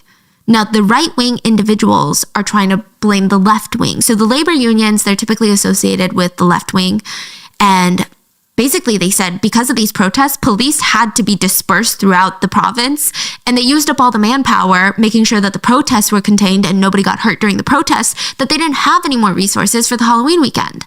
But the left-wing groups fought back for that reasoning, and they said, no, it's dumb to even draw these conclusions. So on the weekends, nobody should protest. And the current president, President Yoon, he's a conservative, and we've talked about him before on the Stephanie Sue channel. He's made some very controversial moves, such as moving out of the Blue House, basically leaving the White House to live somewhere else. And that somewhere else is in Yongsan, which is the province that Itaewon is in. And that's going to suck up a lot of resources, especially with the police department, because there was a set protocol in place when the president was in the Blue House. And now they're adding just a lot more chaos, I guess. It's speculated that 700 police officers were busy commuting to and from the president's new residence. Basically, people on the left were saying because the conservative president unnecessarily moved, the Yongsan police were too busy accommodating his new residence and keeping him safe. They didn't have enough manpower to protect the civilians in Itaewon that weekend. A lot of people were calling on him to step down, the president, but the conservatives were arguing with them, and the whole thing just got super political. Now, to be fair, Koreans had a lot of other things that they were mad at the government for. The most recent tragedy of the Sewol boat sinking in 2014, 306 people, majority of them students, died when a ferry sank off the southwest coast of the country. Government response was really bad. Like, the president was shifting blame. It was just really gross. The government focused on their image rather than prioritizing lives. So as the boat was sinking, and in the key moments where lives could have been saved, the government straight up refused help from other countries because they would look bad on them. They tried to downplay the severity of the event. I mean, it was so gross. So a lot of people with that trauma lingering in literally every Korean's minds, a lot of people are like, wait a minute, the government should be the one responsible. Everyone pays taxes in Korea. That's what the police are supposed to do. I mean, it's like that in the US. If there's a big concert in the area, if there's a big game, police have meetings about it. There's a protocol, there's a coordinated strategy. Like these are the departments that are responsible for making sure that everyone is safe, even if it's not like a police event. Like you have a big concert, police are going to be involved. And it's not just like this secretly planned event. Someone said, I mean, everyone knew what was going to happen in Itaewon. Like people were going to party. Someone said the government is responsible for such organized events. They should have planned ahead. They should have sent out enough police. They should have evacuated people accordingly. They should have controlled the crowds. I mean, even the signs were so clear. Like, even as the night progressed, you didn't have to be in Itaewon to know that it was getting overcrowded. Even the subway stations were jam-packed. Everyone was swarming to Itaewon Station, and basically they would all travel to that tight alleyway to get to their destinations. The government response was just really bad. The Korean Premier Minister Han Duck-soo was doing an international press conference about the incident, and due to technical issues, he couldn't hear the translator properly, asking a question. So he smiles and he said, "Who's responsible for me not hearing the interpreter?" It's just really distasteful. Like his attitude, his energy, it was very, what are you doing? A lot of netizens wrote, I can't believe what I just heard. Like, is he being sarcastic right now? Like, this is crazy. Is this a time or place to be cracking these cute little jokes? Like, how can you even smile and laugh in this situation? The next day, he apologized. But it gets worse. Do you remember the 16-year-old high schooler in the beginning of the episode who took his own life because he lost his friends in the deadly tragedy? Well, the premier minister basically told the press that that victim should have been more committed to getting mental health treatment. He said the basic preventative measure that the government can take is this, but the victims themselves need to want to receive treatment. They need to be persistent. Only then can the government support them. Yeah, well, you can just see how that went over. And finally, with enough pressure, the South Korean government decided to list the high schooler as a victim of the Itaewon tragedy. The government originally did not want to add the 16-year-old who committed suicide into the death toll. The government didn't know, because it gets super technical, but the families of the victims could be able to receive some government assistance when it comes to mental health help and funeral costs. So I think for the parents, they wanted him to be listed as a victim of the tragedy, not for the money, but because he was. This is why he died. If that incident didn't have happened, he wouldn't have taken his life. It's pretty straightforward. So yes, he is a victim of the Itaewon tragedy, but you can see how the government had incentive to not have him listed. They didn't want to raise the death toll. They most likely didn't want to acknowledge the level of trauma that the incident would cause to the survivors, to everyone. So after the government's response, the president also said his condolences, but it was just very... And again, this has nothing to do with like political parties or who the president is or what he stands for, but I just think in any situation like this, it's just a very lukewarm response. It was very PR. So after the government response, parents of the victims, they weren't happy. One of them said, this is a PR response. They should show us that they're working hard to prevent things like this from ever happening again. Like, we need to know what's being implemented so it doesn't take place. Another victim's mother was so angry, she tore up the condolence wreaths that were gifted to her by the president and the mayor of Seoul. She said, the government failed to protect the children. Flowers are useless. Do you remember Yejin? She dressed up as Princess Jasmine in the beginning of the story. Her dad visits her every day. She was his only child. She was his whole life. And he said in another interview, children who lose their parents are orphans. But there is no word for parents who lose their children. But I think I found one. Sinner. I feel so guilty for losing her. And he's mad. He's angry. He said the government is trying to give them money for funeral costs, which the funeral costs were said to have been about $11,000 a victim, and medical attention, medical help, I think $7,000 in medical help for the survivors. And he said, we can live without the money. We can't live without our daughter. This is not the way to help us right now. This is not how you help the grieving parents and families. They're not taking accountability. They're just all shifting the blame to everybody else. And as a parent, it fuels me with rage. He said, if we get a proper apology and see those responsible punished, it would reduce my anger maybe 1/10 of 1,000th, but at least a little bit.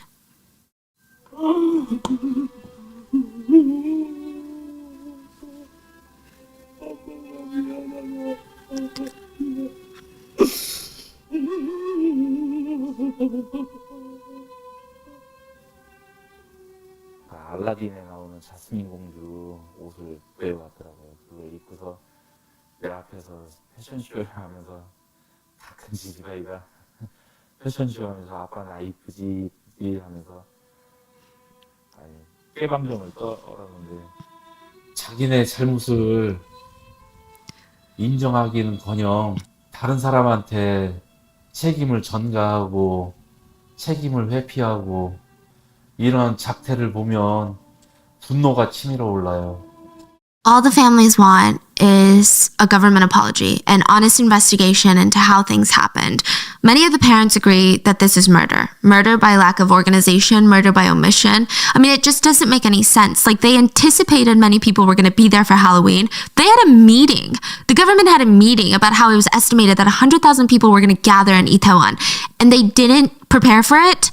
A parent shook their head and said, I don't understand that. I don't get it. I just don't get it. Many of the parents were also saddened by the public reaction. One said, did the kids all go to heaven simply because they went out to have a good time? I don't think that's right. Because a lot of people make it seem like these kids wanted to have fun, so they had to pay the price. But that's not what happened here. Another person weighed in, the government always talks about how they can't prevent an accident like this from happening, but now they need to come up with practical measures to make sure it never happens again. The parents are angry, and I think another good place for that anger is with the police and the police chief of the Yongsan department, because what the hell is going on with the police?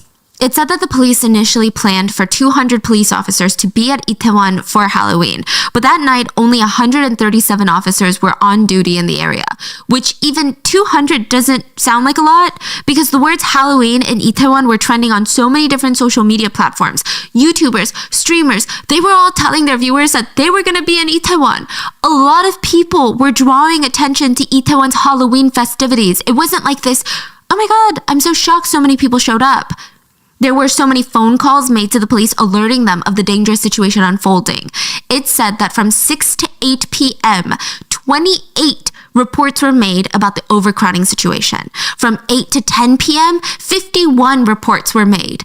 And right before the accident, another 79 reports were made. And during all these reports that came before the incident, this is not even including during the incident when people were collapsing, only 4 police officers were actually dispatched to the scene. And I don't know if they did anything. Like maybe they told their superiors that something bad was happening and the superiors didn't care. I don't know. Maybe they didn't think anything was happening. And the first reports came in 4 hours before the actual tragedy. One survivor said, "It would have been nice if there were policemen trying to maintain order, but there was not a single police officer in the beginning that I saw. And once the accident happened, it was hard for them to enter the scene and help." So after the tragedy, there was an investigation into the police, and an official said, "Oh, those reports coming in, they were just general reports about inconveniences that residents had." So police chief of the Yongsan Police Department, Lee Im-jae, he was investigated. And wow. Okay, so the day of the incident, when the reports of the dangerous conditions were coming in, the police chief decides that he's going to end up going back to the police station. But instead of walking there, which would have been a 10-minute walk, he decides he's going to drive to the police station. And it would take him nearly an hour to drive to the police station in critical moments because he didn't want to walk. Then when he gets to the station, he goes up onto the rooftop to check it out. He's thinking that maybe he can see the alleyway from the police station rooftop.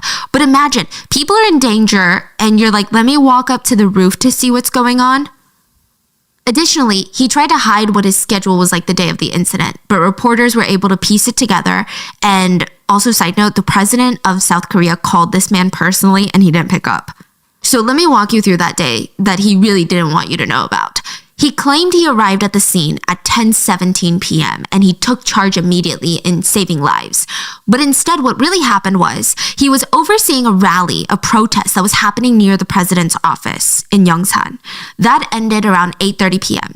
He went to a local restaurant nearby for dinner with other officers at 9:24 p.m.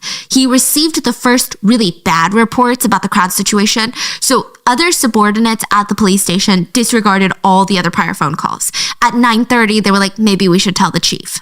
Wow. So he gets to the restaurant 9:24. At 9:30, he gets it. What do you think he would do? He continues his dinner. He continues his dinner. He ate seolleongtang leisurely for about 20 minutes. He goes to his car at 9:47 p.m. and he drives to the police station to respond to this. Now, this is what's insane. From that seolleongtang restaurant to the police station would take him 10 minutes to walk. He chose to sit in traffic for an hour because he wanted to drive. He got to the police station at 10:55 p.m. It took him an hour to go half a mile. It could have been a 10-minute walk. And then he's seen on CCTV walking from his car to the police station. And if you see him walking, he has his hands behind his back as if he's leisurely strolling around while people are dying. Is he not behind bars? Oh, he is now, yeah. Okay. So, yeah, that's his urgency level. He gets to the police station, goes to the roof to check out the situation. Later, he tried to lie to Parliament and said that he requested additional safety task forces for Halloween, but he was rejected twice. He said he requested, they kept saying no, so he had to make do with the amount of officers that he had. This was a complete lie. He never requested extra security forces. Actually, a police officer for the Yongsan Police Department reported that he told superiors that they need to look into crowd safety and deploy officers for Halloween weekend. But his superiors told him, and I quote, "Focus on the large-scale rally near the president's office that night instead." And just to expand on that, at the time, 1,100 police officers were near the presidential office in Yongsan. Wow. And the same day, 4,700 highly trained crowd control officers were near the president's office. They were tasked by the administration to monitor anti-government protesters. None of them were sent to Itaewon. So it left only 137 officers for Itaewon. And only 137 of them, that's literally nothing. No officers, out of the 137, no officer was in charge of maintaining security and safety. Like there was no game plan, there was no thought out strategy. These 137 officers didn't even seem to be working in unison to make sure everyone stayed safe. In fact, these officers were told their main focus for the night should be on cracking down on drug usage in Itaewon.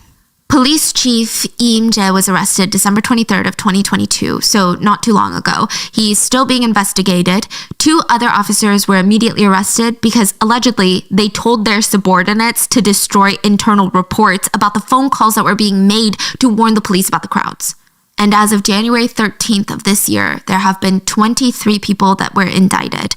Half of them are police officers. Most of them are accused of contributing to the death toll through negligence or even trying to destroy official documents that might include criminal evidence. Out of that group, the highest ranking official so far is the chief of the Seoul Metropolitan Police. So Lee Im-jae is just the Yongsan, the province, but the actual Seoul police chief was arrested as well. There's still a lot of questions though, like why wasn't the subway blocked? That's a huge point of contention. So normally the Korean government will block the subway stations, and typically it's done through the police. The police will tell the metro department to skip a station during big events. So Itaewon was becoming overly crowded, so the first thing that they should do is make sure nobody stops at Itaewon anymore. It just bypasses Itaewon, right? You would think that's the next step, but the subway station wasn't blocked, which we know is super important because of the location of the Itaewon station with the alleyway and how the tragedy unfolded. So why wasn't it closed? There are 2 sides to this, the police's side and the transportation side. Completely different government departments. The police said, oh yeah, we asked the Itaewon station to stop. Like we asked for this station to be skipped to help disperse the crowd when things started amping up. We even asked if the subways could give people free tickets out of Itaewon. So really help them out, right? So we could control the crowds better. But our requests were denied twice. The Metro department came out and is like, no, that's not how it happened. That's not true at all. The police were only asking us, how do we make requests for free stops for people?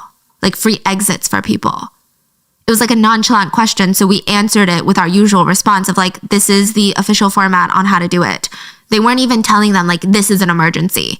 The Metro said that they can't control it on their own, even if passengers were like, you need to like skip this stop.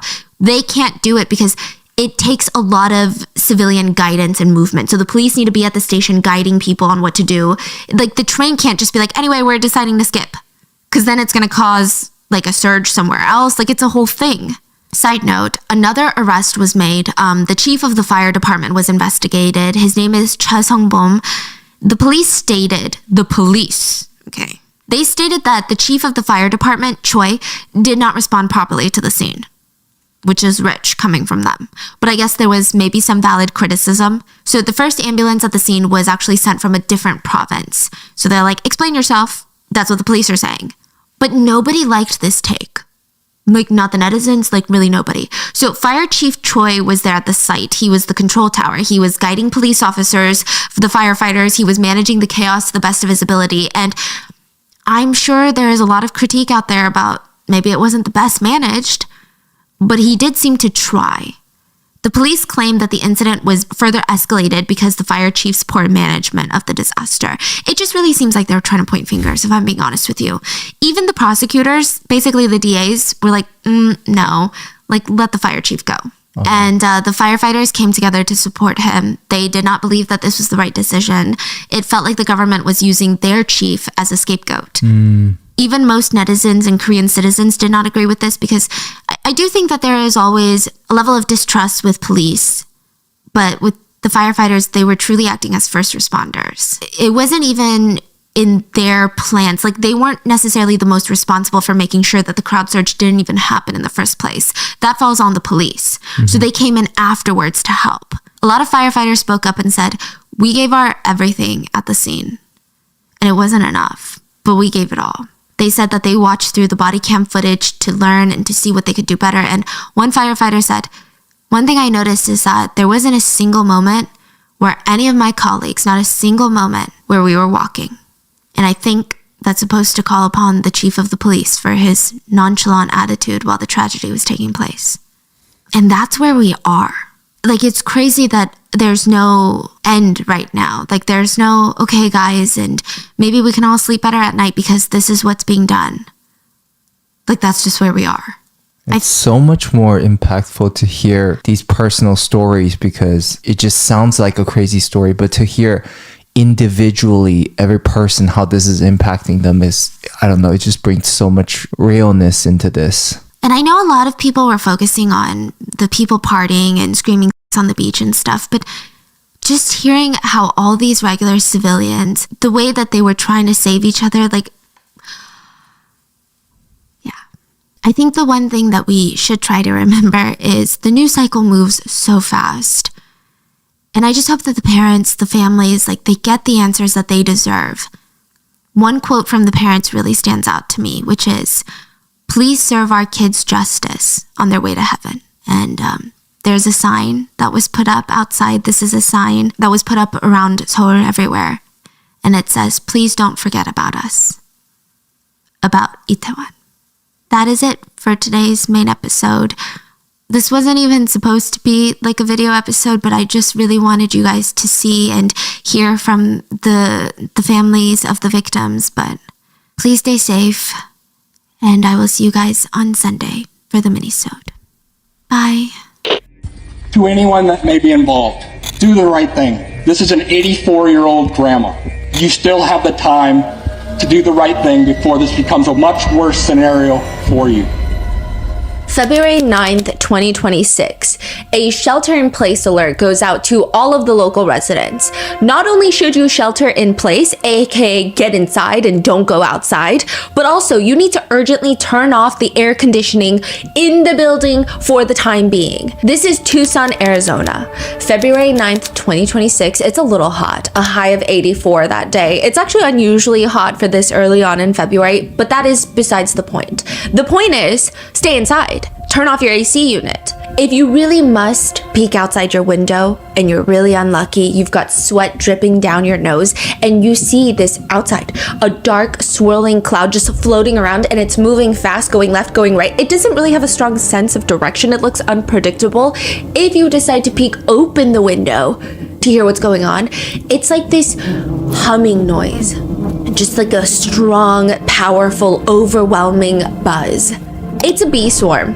There isn't exactly a number count of how many bees there were. It's not like the bees are lining up to a census.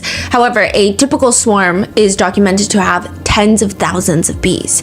And these ones in Arizona, they're called killer bees. They tend to be a bit temperamental. They will attack in greater numbers with less provocation. They could just decide that they don't like you, and they will chase you a quarter of a mile if they see you as a threat, even if you're begging them to stop. Also, you have to turn off the AC because bees, when they're looking for a new hive, they love anything that has a little bit of moisture and has vibration, which is an AC unit. So then they'll try to make a hive in your AC unit, and God forbid, those bees get sucked into your house. Now they're pissed off. They just went on a tumultuous, turbulent ride, and they have no escape. Not great things are going to happen in that situation. It's not going to end well for you, the bees, or the AC maintenance guy. Thankfully, the bee swarm in Tucson, Arizona is contained. The shelter in place is removed.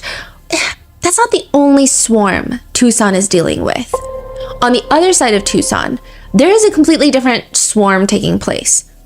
They call it Tent City. It's like an RV show, but with tents. It almost feels weird because it's like an entire street in a residential neighborhood has been sectioned off. They've got tents lined up. It's like they're trying to sell tents. That's the feeling. It's just tent after tent after tent, all lined up. If someone was in the market for tents, it almost seems like the perfect place to walk down the street and see which tent is holding up in the Arizona sun the best. But Tent City is not a real tent selling street. It's just a gathering of tents. Dozens of tents set up on the side of a residential road, staying all day, all night. There are people underneath, full makeup, studio lights. Typically next to each tent is an SUV, blacked out windows, one or two people hiding inside away from the heat, someone on a phone call.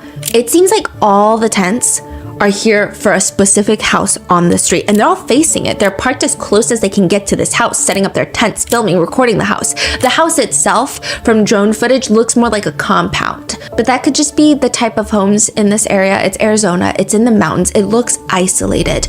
The house is surrounded by cactuses that are 2 stories tall, and it's all one floor. It's a ranch style home. It looks like a government building. It's just red brick buildings with an arched doorway to the front porch, glass windows all around. Architecturally, I mean, I know nothing, but it does look beautiful. But the tents are not here to appreciate craftsmanship. They're all waiting for something weird to happen. And they don't have to wait that long. A woman arrives in front of the red brick house and she's just sobbing, breaking down. Another woman claimed that she had a vision of what happened and it led her to the red brick house. There are 4 to 5 foreign men and you have to look for a basement. 4 to 5 foreign men? Yeah. Just a vision, just a feeling that she got. And then a woman comes wearing a super short black crop top that just covers her chest, short mini shorts with big black boots. I mean, the outfit is very reminiscent of what Kanye's wife, Bianca Censori, would wear. She's seen taking photos, posing in front of the tents outside of this big red brick house. Some people are shouting at her from the tents, embarrassing! And she's flicking them off. She's like posing. She's having a desert photo shoot. In front of the tents, in front of the house. It's just a mess over in Tent City. That, of course, mixed with the constant presence of SUVs with tinted windows and yellow do not cross tape that keeps going up and down, taken up, taken down, taken up, taken down. There's helicopters circling this red brick house. There are people camping out in the trees like they're practicing guerrilla warfare, but all they have is a super zoom lens camera in their hands and they're taking pictures. Everybody's in a tent and all of these people are documenting the days after Nancy Guthrie has gone missing. Nancy Guthrie, the woman that lived in the red brick house. She's missing and they're documenting day 1, day 2, day 3, now going on over 30 days of her being missing and of her being taken from her home. And even with a $1 million reward, the head of the FBI getting involved. We will investigate and ensure you are held accountable for your actions. Trump getting involved. But ultimately, when the FBI got involved, I think, progress has been made. There are still no solid answers. And when there's no solid answers, people tend to start creating their own. Like, is this case a cover-up for something else? What do they not want us to know about this case? This is the case of Nancy Guthrie and all of the conspiracies, speculations, and rumors, including, is this case used as a headline cover-up to bury everything else that has been happening in the US?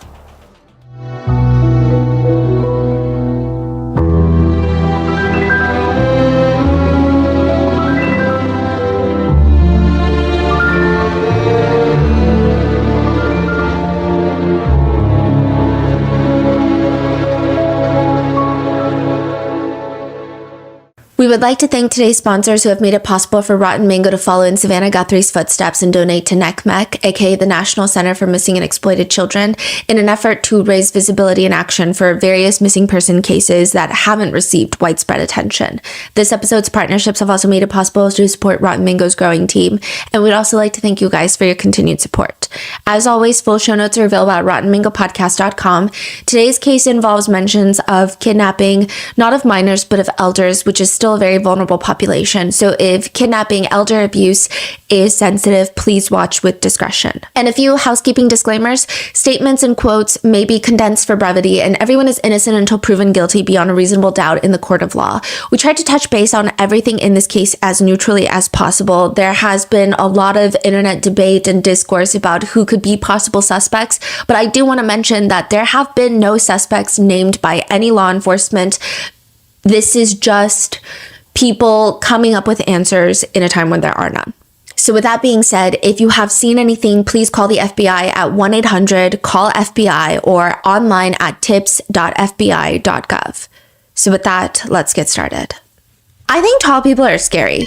Okay, to clarify, I think abnormally tall people are scary. I'm not even talking like humanly tall, 7 feet, 8 feet. I've never met people that are that tall, but even the tallest man in history, which is close to 9 feet, Robert Wadlow, I don't think he's scary. I'm talking even taller. There is something about super tall human-like forms, I think, that just freak people out. It's the center of a lot of urban legends and stories. Slender Man, skinwalkers, technically Bigfoot. But even those are rarely 40 feet tall. 40 feet tall is like a 4-story building. If you're walking in a neighborhood at night and you see the shadow of a 40-foot figure with 3 arms sticking up into the air, I would probably scream. But I also don't live in the Catalina foothills, and I've never seen a saguaro cactus. These cactuses are huge. They're 40 feet tall and they look kind of human in the night.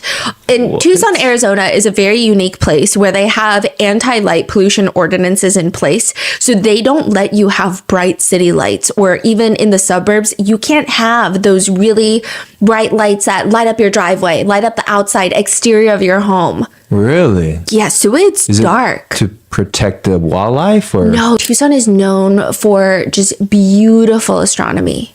Oh, I see. Huh. So you can go there and the sky is stunning, but it's not bright that it's just like reflecting everything onto the street. There's no street lights in most residential areas. It's dark.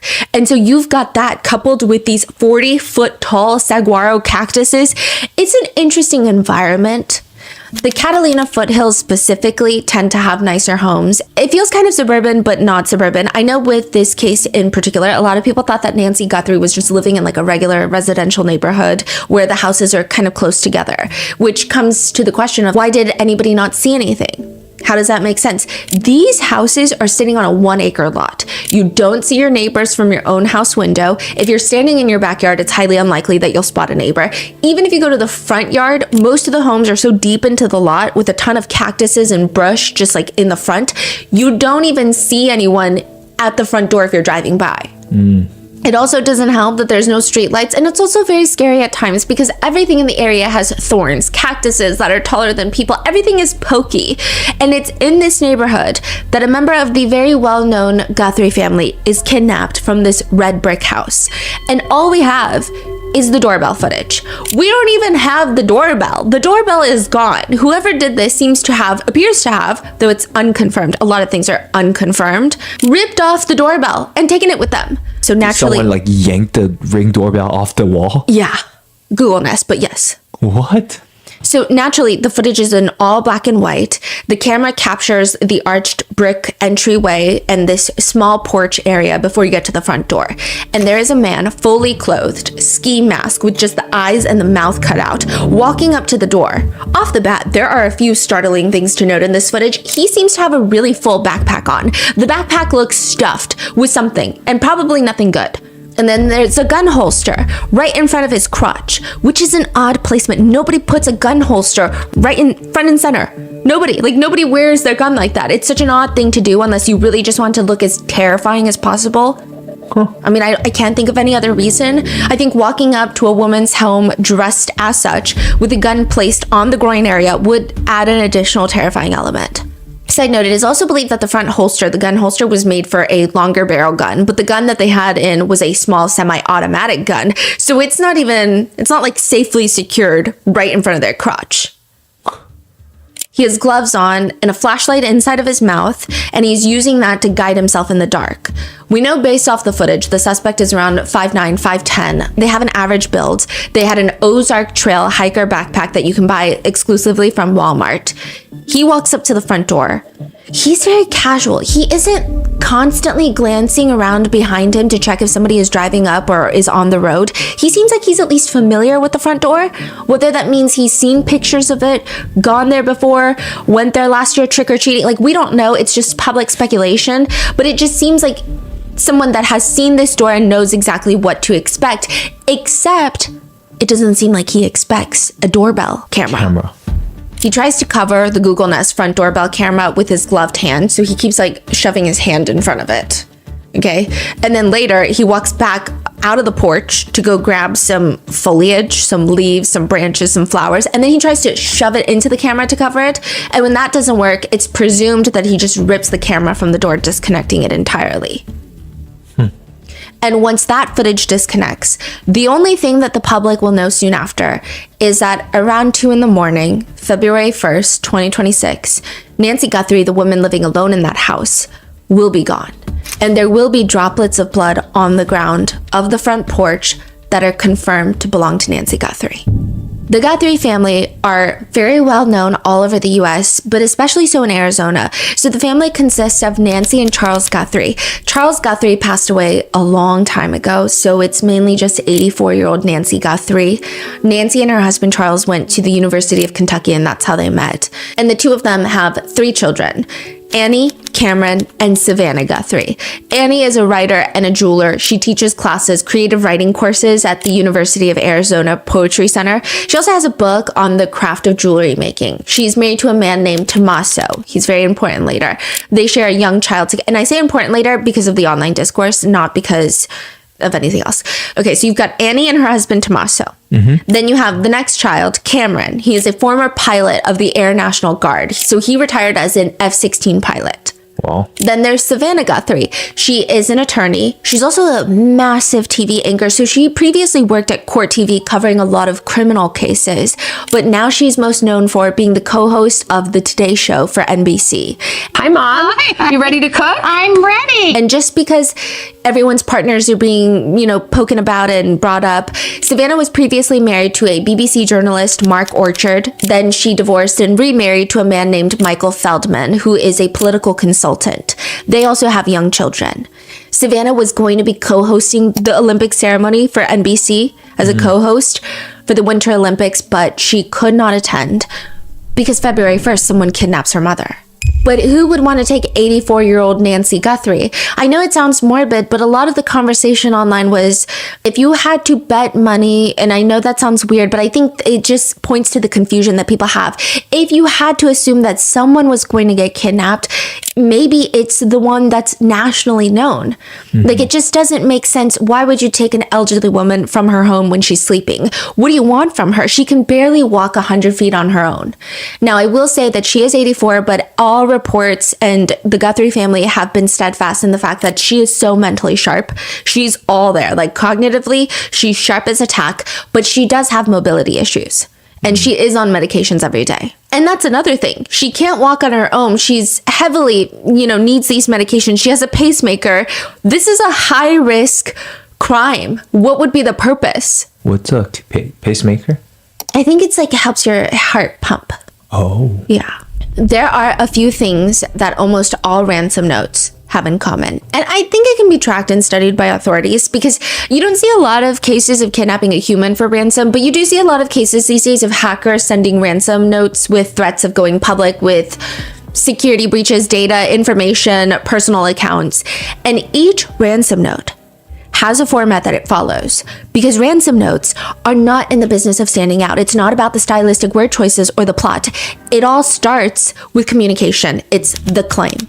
We have something valuable, your asset in our possession, whether that's a human, whether that's data, whatever it may be.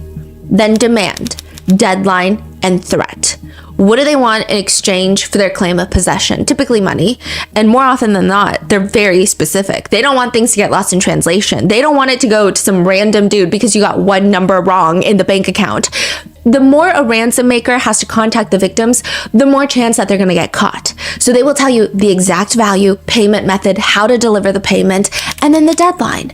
They will give victims a range typically of 6 to 20 days as the deadline. And then it's the threat. For example, John Benet Ramsey's ransom note read, "Any deviation of my instructions will result in the immediate execution of your daughter. Speaking to anyone about your situation, such as police, FBI, will result in your daughter being beheaded. If we catch you talking to a stray dog, she dies." Ransom notes used to be handwritten, but nowadays most ransom notes are in the form of an email sent to the victims or the targets, the ones with the money. Except in Nancy's case, it just gets strange. February 1st, she's kidnapped in the middle of the night from her home. The night of February 2nd, so almost a full 24 hours later, a local news station gets an email submitted into their tip line. It's like their tip suggestions. It's not even a physical note in an email. It's not even a PDF attachment. I mean, I don't think anyone was expecting a DocuSign. However, the ransom note comes in the form of a literal form. So we have this on our website too with the show notes. You can submit a case request. It's like, please enter your name, the case suggestion, your email if you'd like. It's like a form. It's not an open email where you go into your own email account and then send an email. A local news station in Arizona gets a form submitted, and it's the ransom note. But how do we... Oh. We don't know. Because that way it's hard to track who sent it, right? Yeah, and they did use like a VPN to track their IP. The details of the note have not been made public, but it has been reported and confirmed by authorities that it is a ransom note. Is it a legitimate ransom note? That's to be determined. However, it is a ransom note. Another local news station confirmed that they also received the same ransom note. And then I believe the next day, so 48 hours after, TMZ receives a very similar ransom note. So this person is not sending it to the family directly, No. but instead to the news because they want publicity. But don't you think that's weird? That is weird. Why are you asking for publicity rather than money? Okay, so that's why a lot of people think it's weird too, especially former law enforcement.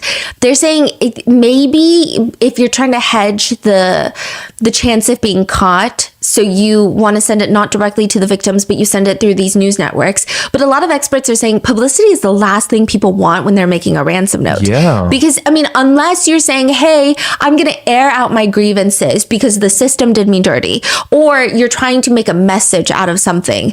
But if that's not the case, you don't want publicity, because let's say you do get the Bitcoin. They're asking for $4 to $6 million in Bitcoin.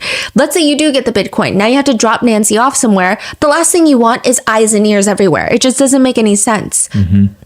But these 3 news outlets, they get ransom notes that are said to be very similar, detailing 2 separate deadlines and 2 different demands. So it's like, here's the first deadline. We want 4 million in Bitcoin to this Bitcoin wallet. If you can't do it by this day, we'll give you an extension of 3 days. But you're going to pay 6 million now. What's the deadline for the first one? How many days was given? It's to like February 6th. It's like a week. Oh. Not even, really, because they don't get the ransom note until later. So it disappears February 1st. They don't get the ransom note until February 2nd. And if the deadline is February 6th, it's like, it's like no time. 4 days. Yeah. And there doesn't seem to be any proof of life given in the letters in the note. And I will say that Harvey Levin, who is the founder of TMZ, has been a little bit more vocal about what's been in this said ransom note. The other outlets seem to be a little more hush-hush. But he was in an interview with Sean Hannity, and he said, I will say the letter begins by saying she is safe but scared. And they go on to say she knows exactly what the demand is. I will say that there are real reasons based on what's written there that I believe that this person is in the radius of the Tucson area. So the authorities have stated that they know of the ransom demands. They have shared it with the family, and they cannot verify if this is legitimate or not. They are taking it seriously though, but this is not authenticated. And there's just so much about this ransom note that is weird. Like the fact that ransom makers don't want things to be public. So when the mother was kidnapped on February 1st, it's already viral. The news was not hush-hush. So everybody knows about this. So there could be a copycat or someone just trying to make some money, right? Yes. Okay. Yeah, and they did not provide proof of life. It is just very odd that they would want media attention. It just doesn't make sense. It's not like they're the Zodiac killer who's taunting the police and the city. It just feels weird. It almost feels hasty, not well thought out. There are netizen theories online that perhaps this was supposed to be a regular home invasion, but maybe Nancy, fearing for her life, could have mentioned that her daughter is Savannah Guthrie and like she has money and she'll pay, just leave her alive. So it was a robbery, but then they realized that they could probably get a ransom, so they take Nancy, and that's why the ransom note feels hasty. Other people are suspecting, like you, maybe the ransom note has nothing to do with who has Nancy, because it could be completely separate if there's no proof of life. Now, the authorities, they must feel it's legitimate to some degree. So there have been like some reporting that in the ransom note, it either detailed something that Nancy had been wearing or detailed something in the house, perhaps an Apple Watch detail. Is it better that they don't release the details of the notes? Or is it part of the notes that they say, don't release this? Why is it unclear what's on there? The authorities have been pretty quiet about what's in anything. I think that's pretty standard protocol for the FBI. They don't like to talk about anything that they discover until an indictment is slapped onto the table. But for the local sheriff, he has been talking. He's been yapping quite a bit, actually. Sheriff Nanos, he's the one heading the investigation, but they don't want to talk about the contents of the ransom note, which I think is probably intentional, and I think it makes sense. Okay. But they just keep saying, it's not authenticated, but it does seem like there's some detail in the ransom note that makes it feel like it could be real. Okay. But if it is real, the demands are this. By February 6, 2026, Thursday, 5 p.m. local time, the kidnappers want $4 million in Bitcoin transferred to their Bitcoin wallet. If the Guthrie family cannot make that happen, then they have a second deadline. Monday, February 9th, 2026, $6 million in Bitcoin. These are the two deadlines, with the insinuation being if the second one is missed, Nancy Guthrie's life is on the line. February 4th, so this is 3 days after Nancy goes missing, 2 days before the first ransom deadline. Nancy's daughter, Annie Guthrie, gets a text message. So does her husband, Tommaso. Did you get the Bitcoin? We're waiting on our end for the transaction. Then a brief 9-second phone call comes in to one of the family members. This is like usually the moment in the movies that the agents are looking for, the part in the movies where they do their best to get the family member to keep the caller on the phone for as long as possible so that they can try to trace the phone call where it's coming from. And the call leads back to a 42-year-old man in California, to a man named Derek Kallela. Wait, hold on. Yes. I'm so sorry. A few days later, this guy, 42-year-old, texts them? Yes. And he called them? Yeah, for 9 seconds. Saying what? We don't know. But it's a 9-second phone call. Nobody knows the context of the phone call? I mean, the police. Police does? Yeah. Okay. All right. And then they hang up. Okay. So the police track that number to a 42-year-old man in California. Authorities immediately arrest him, and he's read his Miranda rights, and they're like, where is Nancy? And Derek pretty quickly admits he doesn't know where Nancy is.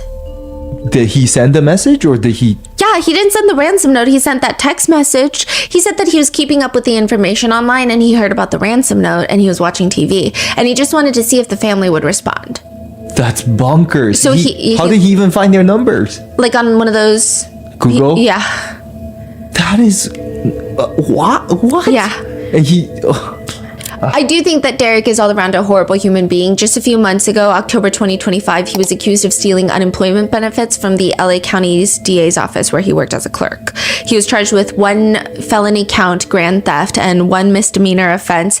Adding to that, he works at DA's office? As like a clerk. He did when he was fired, yeah. What is going on? Yeah. He works for DA's office and he commits these crimes. He knows what's going to happen. Yeah.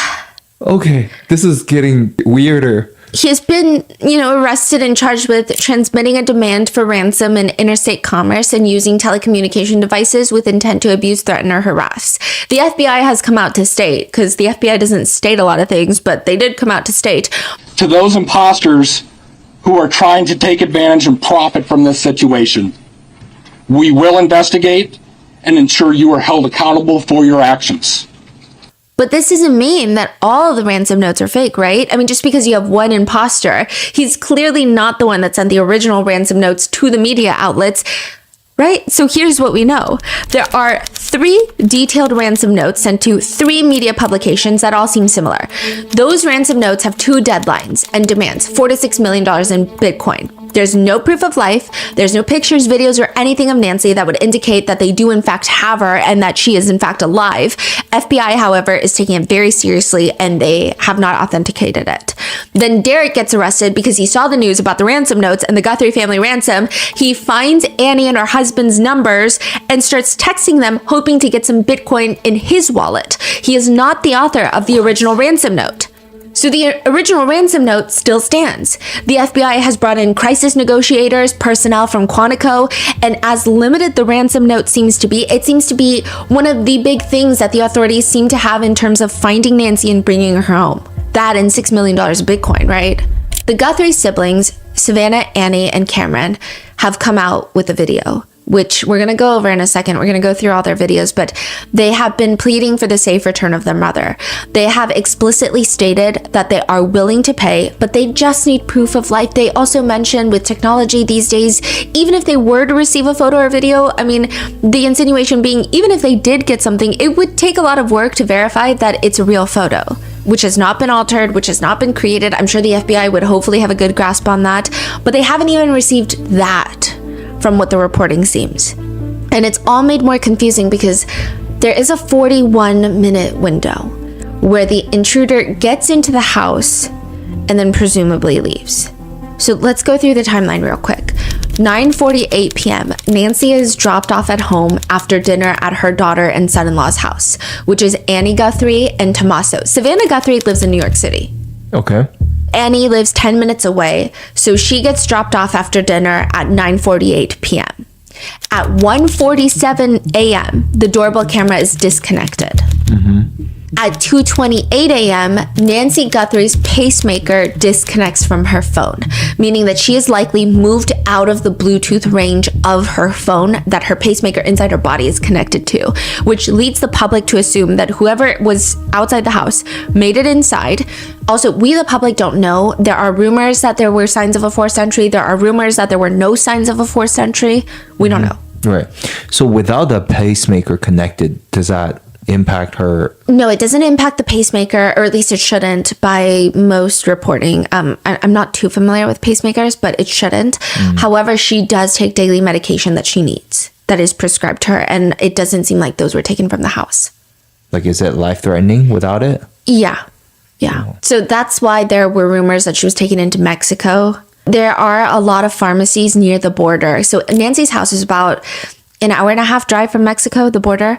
And there are a lot of southern pharmacies south of the border where they will sell a lot of prescription medication without a prescription. So maybe she was taken into Mexico so that they could acquire, or I mean, someone could have gone across the border, acquired such medication if this was all planned out, and then kidnapped Nancy if she is alive. I see. Right. But regardless, the public assumption is that whoever made it into the house stayed for 41 minutes. And there are blood droplets that belong to Nancy outside her front door. That 41 minutes, it makes people wonder, and I mean more so worry, about what the hell could have happened inside that house for 41 minutes.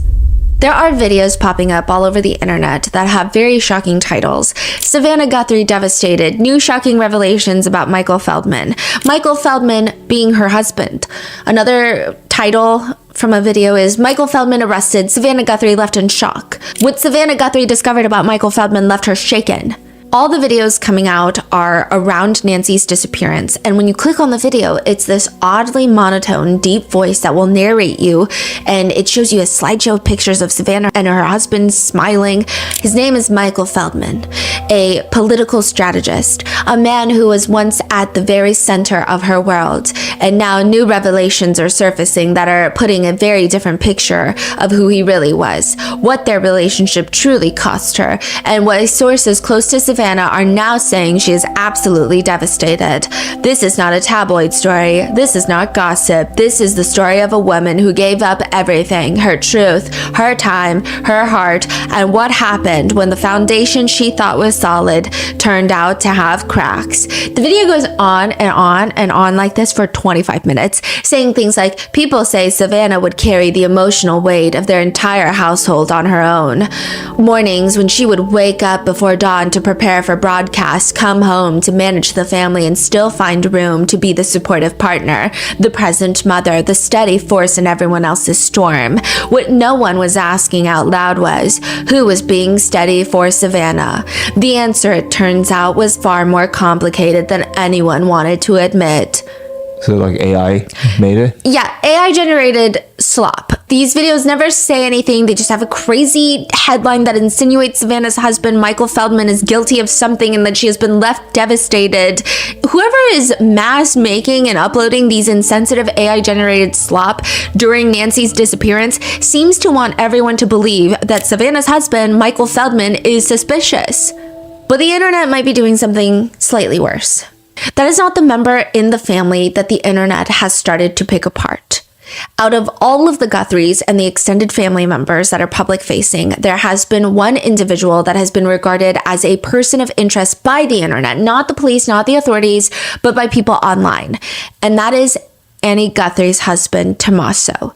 So this is Savannah Guthrie's brother-in-law, Nancy Guthrie's son-in-law, And I would like to heavily emphasize, however, that every single public-facing member of the family appears to have been cleared by the authorities. The sheriff has stated intensely, to be clear, the Guthrie family, to include all siblings and spouses, has been cleared as possible suspects in this case. The family has been nothing but cooperative and gracious and are victims in this case. To suggest otherwise is not only wrong, it is cruel. The Guthrie family are victims, plain and simple. Please, I'm begging you, the media, to honor your profession and report with some sense of compassion and professionalism. Interesting. The only reason that I'm covering the conversation around Savannah's brother-in-law is that so much of the discourse online seems to be about him, and to be comprehensive on covering this case, I think it would be a disservice to not address what the online conversation has been taking place. And when I say online conversation, Reddit and TikTok, but even mainstream media channels. I have a pickle to pick about this. Legacy media has taken to try and rewrite the way all of this has unfolded, which is annoying to say the least. I think there are a lot of independent journalists and even content creators, and I'm not even saying myself, but other people out there that have been trying their best to maintain a level of professionalism while being transparent about their standing on political issues, being more vocal about standing on political and all of these time pertinent issues that are impacting everyone's lives, not only in this country, but countries all around the world, that are doing it in a way that is consumable. And there are some legacy media outlets that tend to be a bit more highbrow, or depending on who the giant corporation, the media company supports, you have a tint of all of that mixed in with their reporting. And just like how there are shit news anchors, there are shit content creators.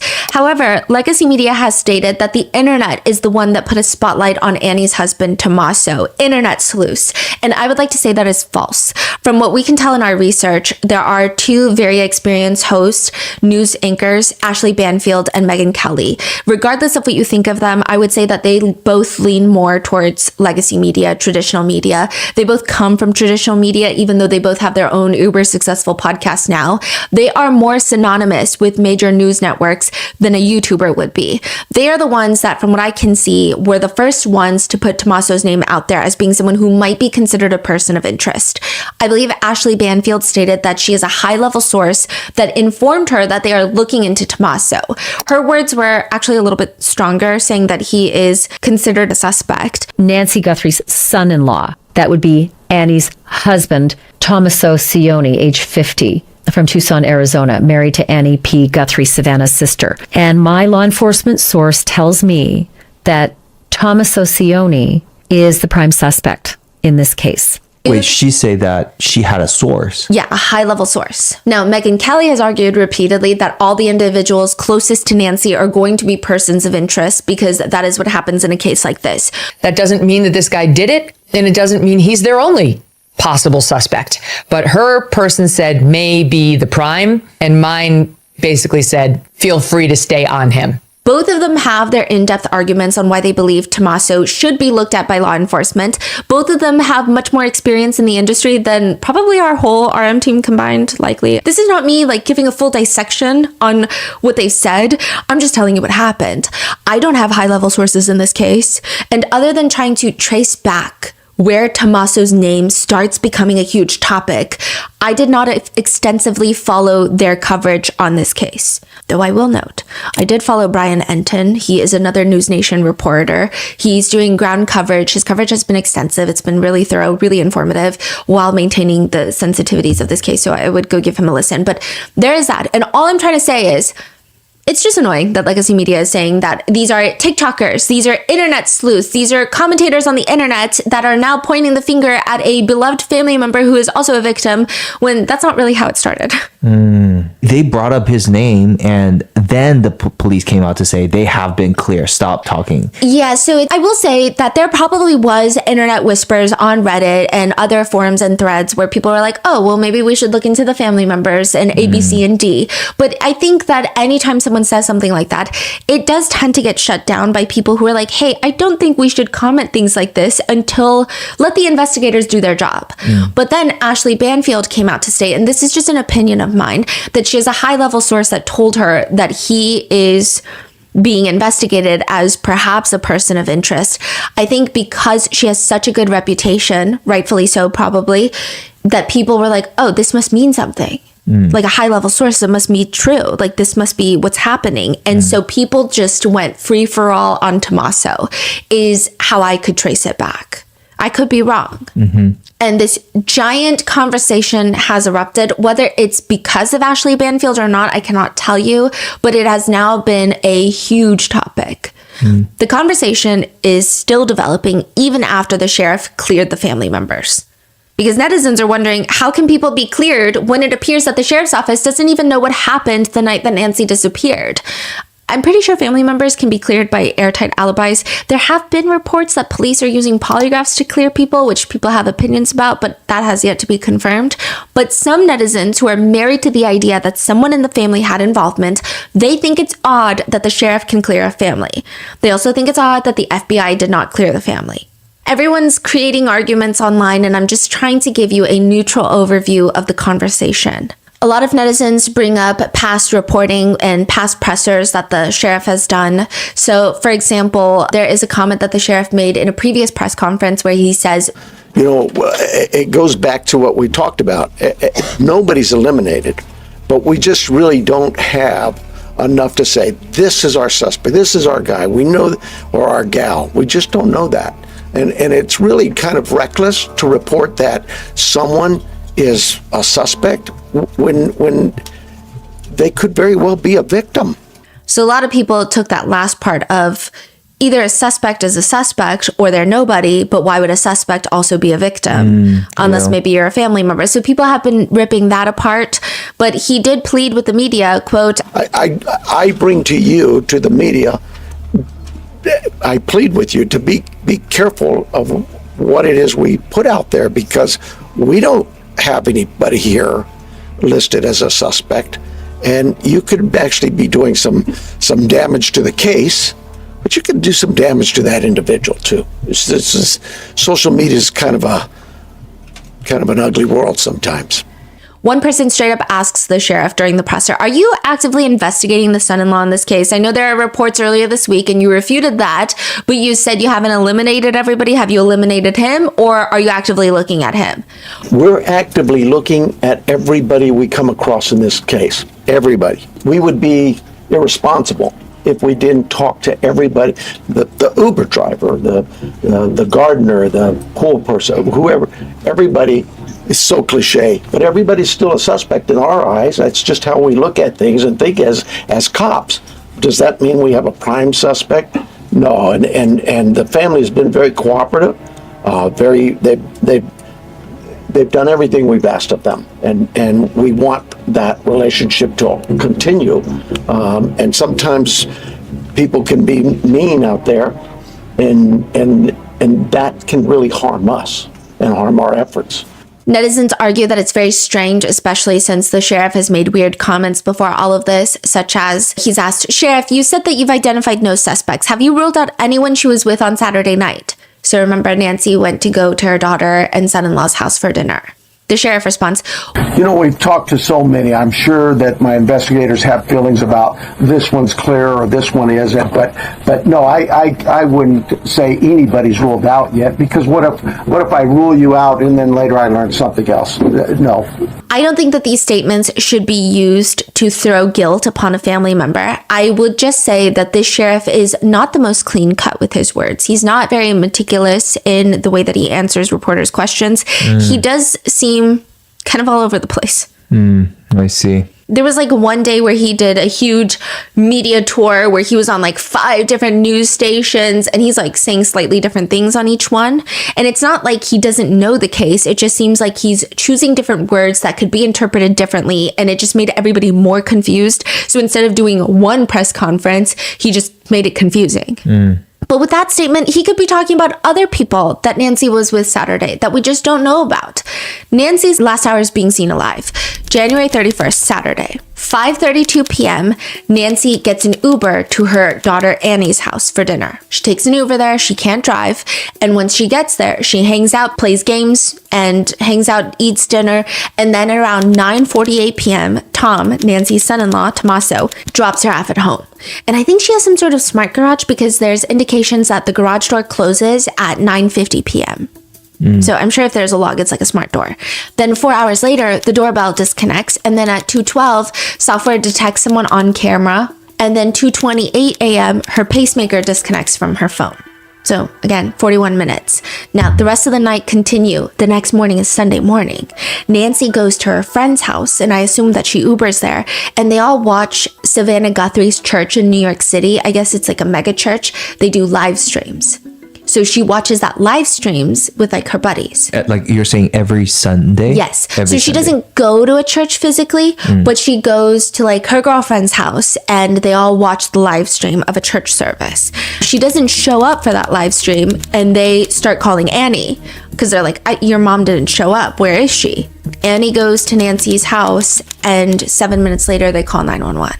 Annie has been under fire by commentators online because I mean there's like a whole theory about the pacemaker. So the pacemaker, a lot of people in the medical field have come out on Reddit, and I mean, take this with a grain of salt. Again, I don't know anything about pacemakers, but they're saying that when you have an elderly person connected to a pacemaker, the closest living family member also is connected to their pacemaker. So if the pacemaker disconnects or something happens, the closest living relative will get an alert of that. Like, what good would it do if Savannah Guthrie gets an alert of that in New York City? She's going to fly to Arizona. Like, by that point, a lot can happen.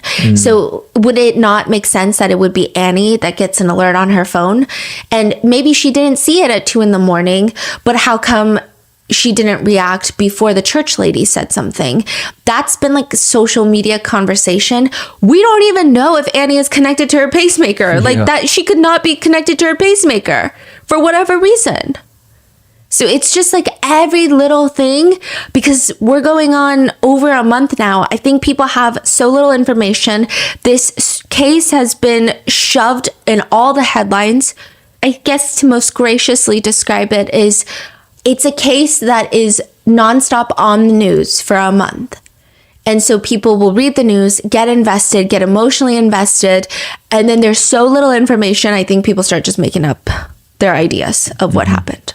So I'm just going to run through all the things that people think are suspicious about Annie and Tommaso. And this is just me being comprehensive about the internet coverage. It is not me saying that I think that they're involved or that they should be looked at as persons of interest. I think the investigators will hopefully know what they're doing better than I am. There was intense FBI presence around Annie Guthrie's house at one point. Agents were going door to door to ask for consent to search people's properties near Annie Guthrie's house. They were allegedly looking in sheds, going under fences. One neighbor reports to the media that they were searching for something that could have been dropped, or at least that's what the FBI agents told her. Could have been dropped? Yeah. So a lot of people are saying, oh, why would they look into Annie Guthrie's house unless there's something weird there? The argument here is, I mean, that was the last place that Nancy was before going home. Of course that they would want to search it. That's just being thorough.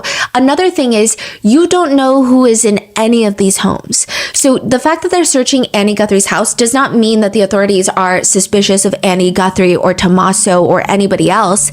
It could be anybody that enters that house. And this is an assumption. Seeing drone footage, news coverage, at least outside of Nancy Guthrie's house, there's probably housekeepers, caretakers, maintenance men, pool cleaners, landscapers. I mean, it's a big house and she is an 84-year-old woman. She probably has a lot of people come and tend to the grounds. That could mean that someone connected to those people could be involved. So a lot of experts are weighing in on this case, and they're saying if you really do kidnap a wealthy individual for ransom, it's usually someone who knows the people personally. And that's not to say it's a family member, but let's say you have a housekeeper. And maybe it's not the housekeeper, but that housekeeper saw you go on a shopping spree. They don't care, but they go home and over dinner, they're like, oh, I have this one client who just like... The third party. And their cousin is like, oh, that's very interesting. How much jewelry do they have? Okay. So they could be searching Annie Guthrie's home, not because of Annie Guthrie, but because Annie Guthrie could also have housekeepers who talk, or she could have groundskeepers who talk. And in defense of the family members, there is no warrant to search Annie Guthrie's house. It's been publicly stated that Annie and her husband have consented to a search of their home. The search could be nothing just because like I said, Nancy was at their house the night before, but one officer who worked in a lot of cases says when you suspect someone, you never want to do a search with consent. You want a warrant, because once it goes to trial, they could be like, I never gave you consent. What are you talking about? It's also my understanding that they utilize the consent search in order to go back into that property, and I find that rather unusual too, because if they did in fact locate anything that might be incriminating, it causes legal issues down the road. So this police officer is saying that the fact this is a consent search, yes, meaning they're not really a person of interest. Yes. But, you know, there are other officers who are fighting back saying, well, sometimes not really. And then you have other people saying it could also be a sealed warrant. And they did consent. You know, like, we don't really have proof that there's no warrant. But I do think it's interesting. And I would imagine that they did consent to the search. So, but that is, okay, going back to what this officer said, if it's a consent search, what happens with the evidence? You can deny it? I mean, it's... most likely it's still going to be admissible, but he's just saying it's a headache. Because then you have lawyers being like, oh, my client never consented to a search. And then you're like, okay, now it's like a headache. Now you got to bring in more officers to testify. It's like, it becomes a thing. So it seems like some practice that they do where they're like, let's avoid the headache, get a warrant. You know? Okay. So that has been a huge issue. The next thing is that for the longest time, Tommaso was just MIA. A lot of people found it weird that Tommaso was not in the videos with the Guthrie siblings pleading for Nancy's return. I don't think that that's weird. I would imagine Annie and Tommaso do have a child together. Perhaps while Annie is dealing with this, he could be with their child. I mean, that would make the most sense in my mind. But a lot of people took his absence away from the public eye or being vocal about this case as him being guilty.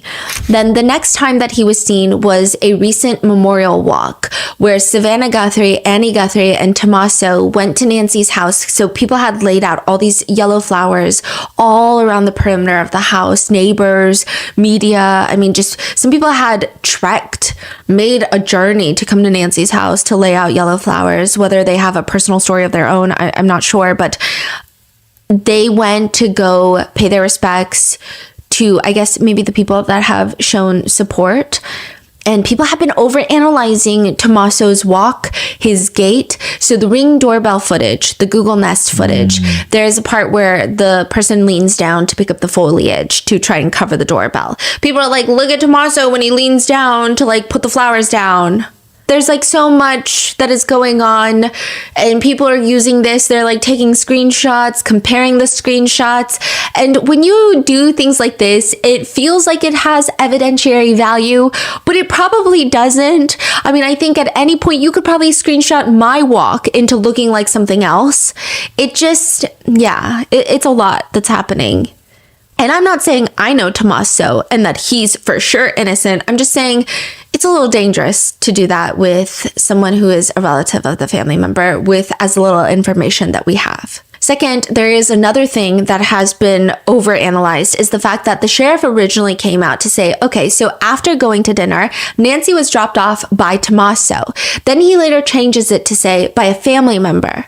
So people are like, why is he taking the heat off of Tommaso unless he wants Tommaso to talk to him more or to feel less pressure from the public?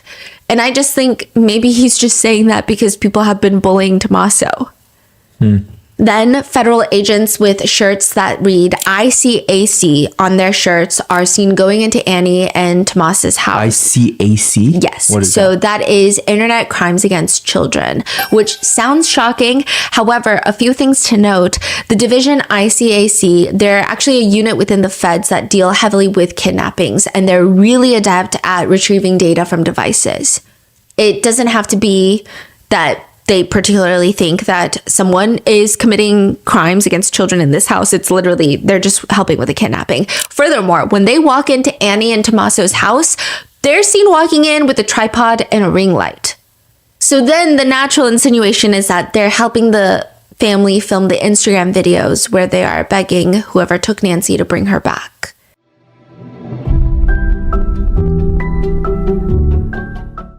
The typical workday is the quintessential 9 to 5. But even if you clock out at those times, or the front desk at your current health providers clocks out at those times, your health is not a 9 to 5 thing. It's not on a 9 to 5 schedule. That thing on your arm that you spot only after a long day, the cough that you've been ignoring for weeks that is suddenly keeping you up all night long, that is not a 9 to 5 thing. Go to ZocDoc anytime and find a doctor that you love, even if it's way after hours. ZocDoc is a free app and website that helps you find and book high-quality in-network doctors. They have more than 150,000 providers across all 50 states, so you can search by specialty or even by symptom to build the exact care team you need. ZocDoc, the best free app that makes booking a doctor as easy as ordering takeout. Stop putting off those doctor's appointments and go to ZocDoc.com/rotten to find and instantly book a top-rated doctor today. That's ZocDoc.com/rotten. Thanks, ZocDoc, for sponsoring this message.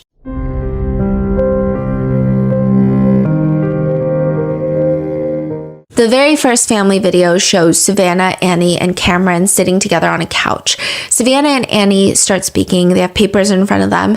Savannah Guthrie is in the middle and she starts, and I'm going to insert this for the video watchers. On behalf of our family, we want to thank all of you for the prayers for our beloved mom, Nancy. We feel them, and we continue to believe that she feels them too. Our mom is a kind, faithful, loyal, fiercely loving woman of goodness and light. She's funny, and spunky, and clever. She has grandchildren that adore her and crowd around her and cover her with kisses. She loves fun and adventure. She is a devoted friend. She is full of kindness and knowledge. Talk to her and you'll see. The light is missing from our lives. Nancy is our mother. We are her children. She is our beacon. She holds fast to joy in all of life's circumstances. She chooses joy day after day. Despite having already passed through great trials of pain and grief, we are always going to be merely human, just normal human people who need our mom. Mama, if you're listening, we need you to come home. We miss you. Everyone is looking for you, Mommy, everywhere. We will not rest. Your children will not rest until we are together again. We speak to you every moment, and we pray without ceasing, and we rejoice in advance for the day that we hold you in our arms again. We love you, Mom. Love you, Mama. We love you, Mom. Stay strong. We love you, Mama. We love you. After this video comes out, the internet does what it does and they start making commentary on the video itself. Not the situation, but the video, stating that Savannah seems emotional. She's audibly crying. How about Annie and Cameron? They seem less emotional. Cameron barely speaks, and when Annie does, her tone and voice seem devoid of any emotion. These are just some of the things on the internet. They start feeling suspicious about this. I will say that it's pertinent to note that this is most likely how they were told to film the video. As neutral, as unemotional as possible, while still sounding sincere. If someone is out there with Nancy, everything in this video could be used against them. Like, not in the court of law, but could be used to harm them. A lot of hostage takers, kidnappers, they get off on the power dynamics, and getting off can mean a lot of things. If they see the family is hysterical and absolutely desperate, it can signal to the abductor that they have enormous control. So maybe they'll escalate their demands, they'll extend the timelines, they'll push their luck, and that could result in a death. One negotiator states, when emotions run high, both families and the kidnappers are more likely to make impulsive, dangerous choices. If you can't control your own emotions, how can you expect to influence the emotions of another party? And I think everybody reacts to stress differently. So while Savannah may show more outward emotion, slightly more, it could be very well that Annie and Cameron, in order for them to not be overly emotional in the video, which is what they're instructed to do probably, maybe the only way is to completely shut off all the emotion. Okay. And just kind of stare off and read what they've been told to read in a flat effect, because otherwise they're gonna sob. It could be that. Like, we really don't know. Cameron, Nancy's son, later does a video by himself where he is seen holding the camera, and he states, again without much emotion, he states, This is Cameron Guthrie. I'm speaking for the Guthrie family. Whoever is out there holding our mother, we want to hear from you. We haven't heard anything directly. We need you to reach out, and we need a way to communicate with you so we can move forward. But first, we have to know that you have our mom. We want to talk to you, and we are waiting for contact. but it's been now over a month. Nancy Guthrie needs medication to stay alive, and there's been no ransom paid, no further contact, at least that we know of, and no sign of Nancy Guthrie anywhere. There is a segment in Savannah Guthrie's book that has been heavily discussed online. Though I think it's not really relevant, some people have brought it up just because they believe the whole thing is odd and eerie. In one of Savannah's books, titled Mostly What God Does, she writes about how her and her cousins had this really cute tradition growing up, which they called the kidnapping game, where her cousin would visit the house, stay with them during summer break. So her cousin lives in Phoenix, which is a few hours away from Tucson. So her cousin would come stay in their family house in Tucson, and when she's about to leave, she would wake everyone up the next morning really early, you know, Savannah and Annie, and she would say, "You should come with me." They would get in her car, drive to Phoenix, and on the way to Phoenix, they would stop by a payphone, call Nancy, Savannah and Annie's mom, and let her know, but in like a cute, playful way, "Mom, cousin has kidnapped us to take her to her house." Nancy would act shocked because at this point, this is like a summer tradition, and she would protest how much she would miss her daughters, but then assure them that in a few days, she will drive up to get them.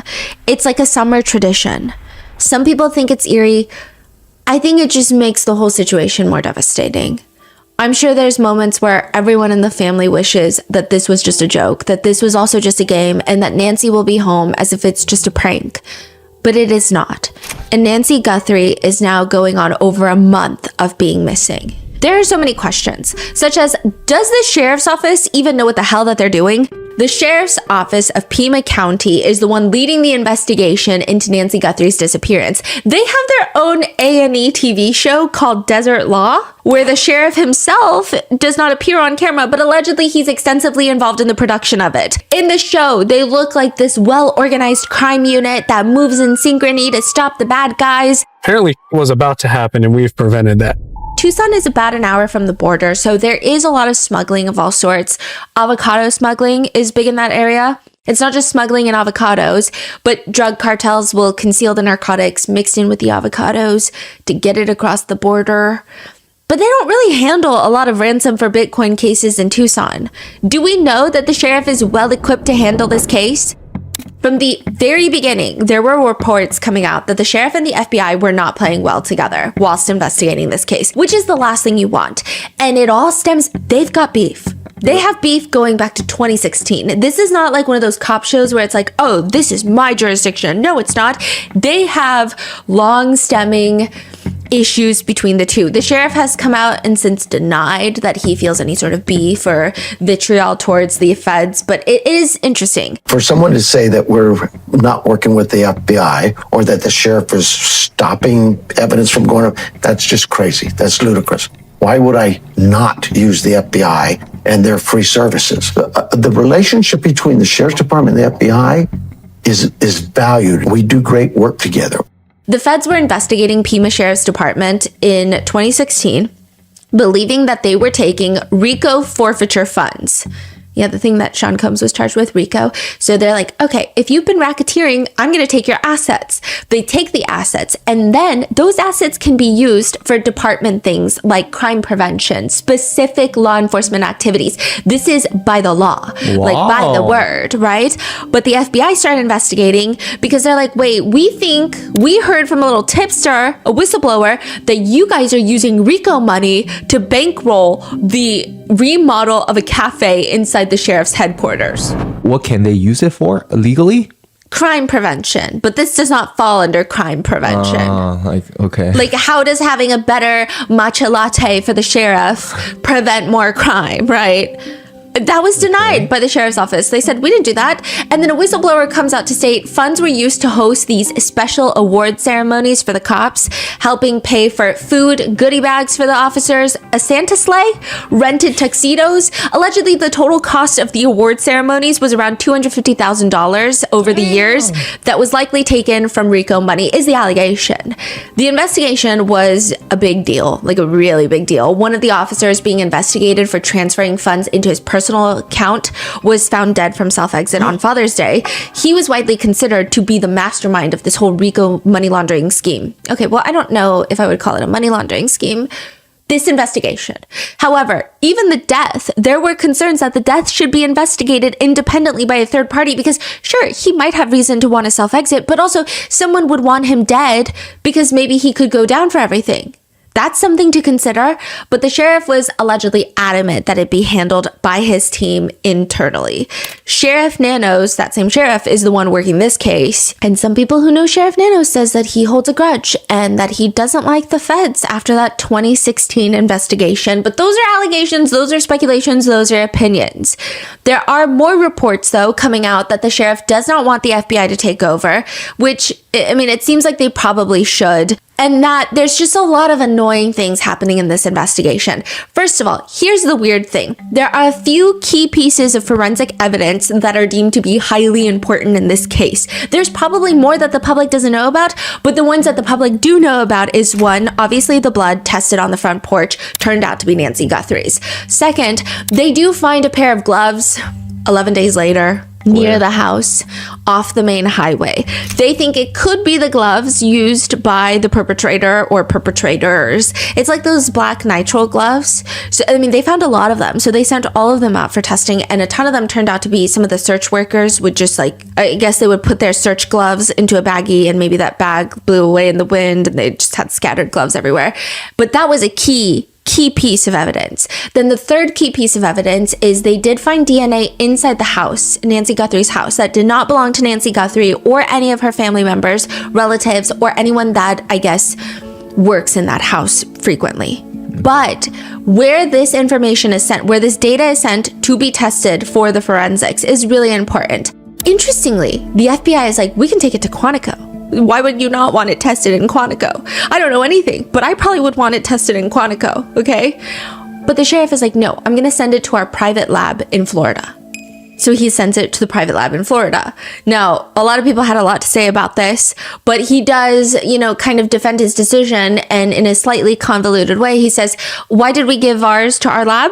Because it's what we've done for years, and our labs always have done well. In fact, we used the FBI before. They're very good at solving things and doing things, but the FBI, not unlike our Department of Public Safety in Phoenix, they have a lab. They could have been used, but we look at it as this. If I use, for example, a state lab, DPS, or the federal lab, Quantico, you have to understand they have others using those labs too. So it really puts a lot of strain on them to prioritize those cases and do what they can with them, where if I have my own lab or a contract lab, it allows me easier access to those cases that I think are important to us. And I'm not talking, this case, but I'm just talking cases in general.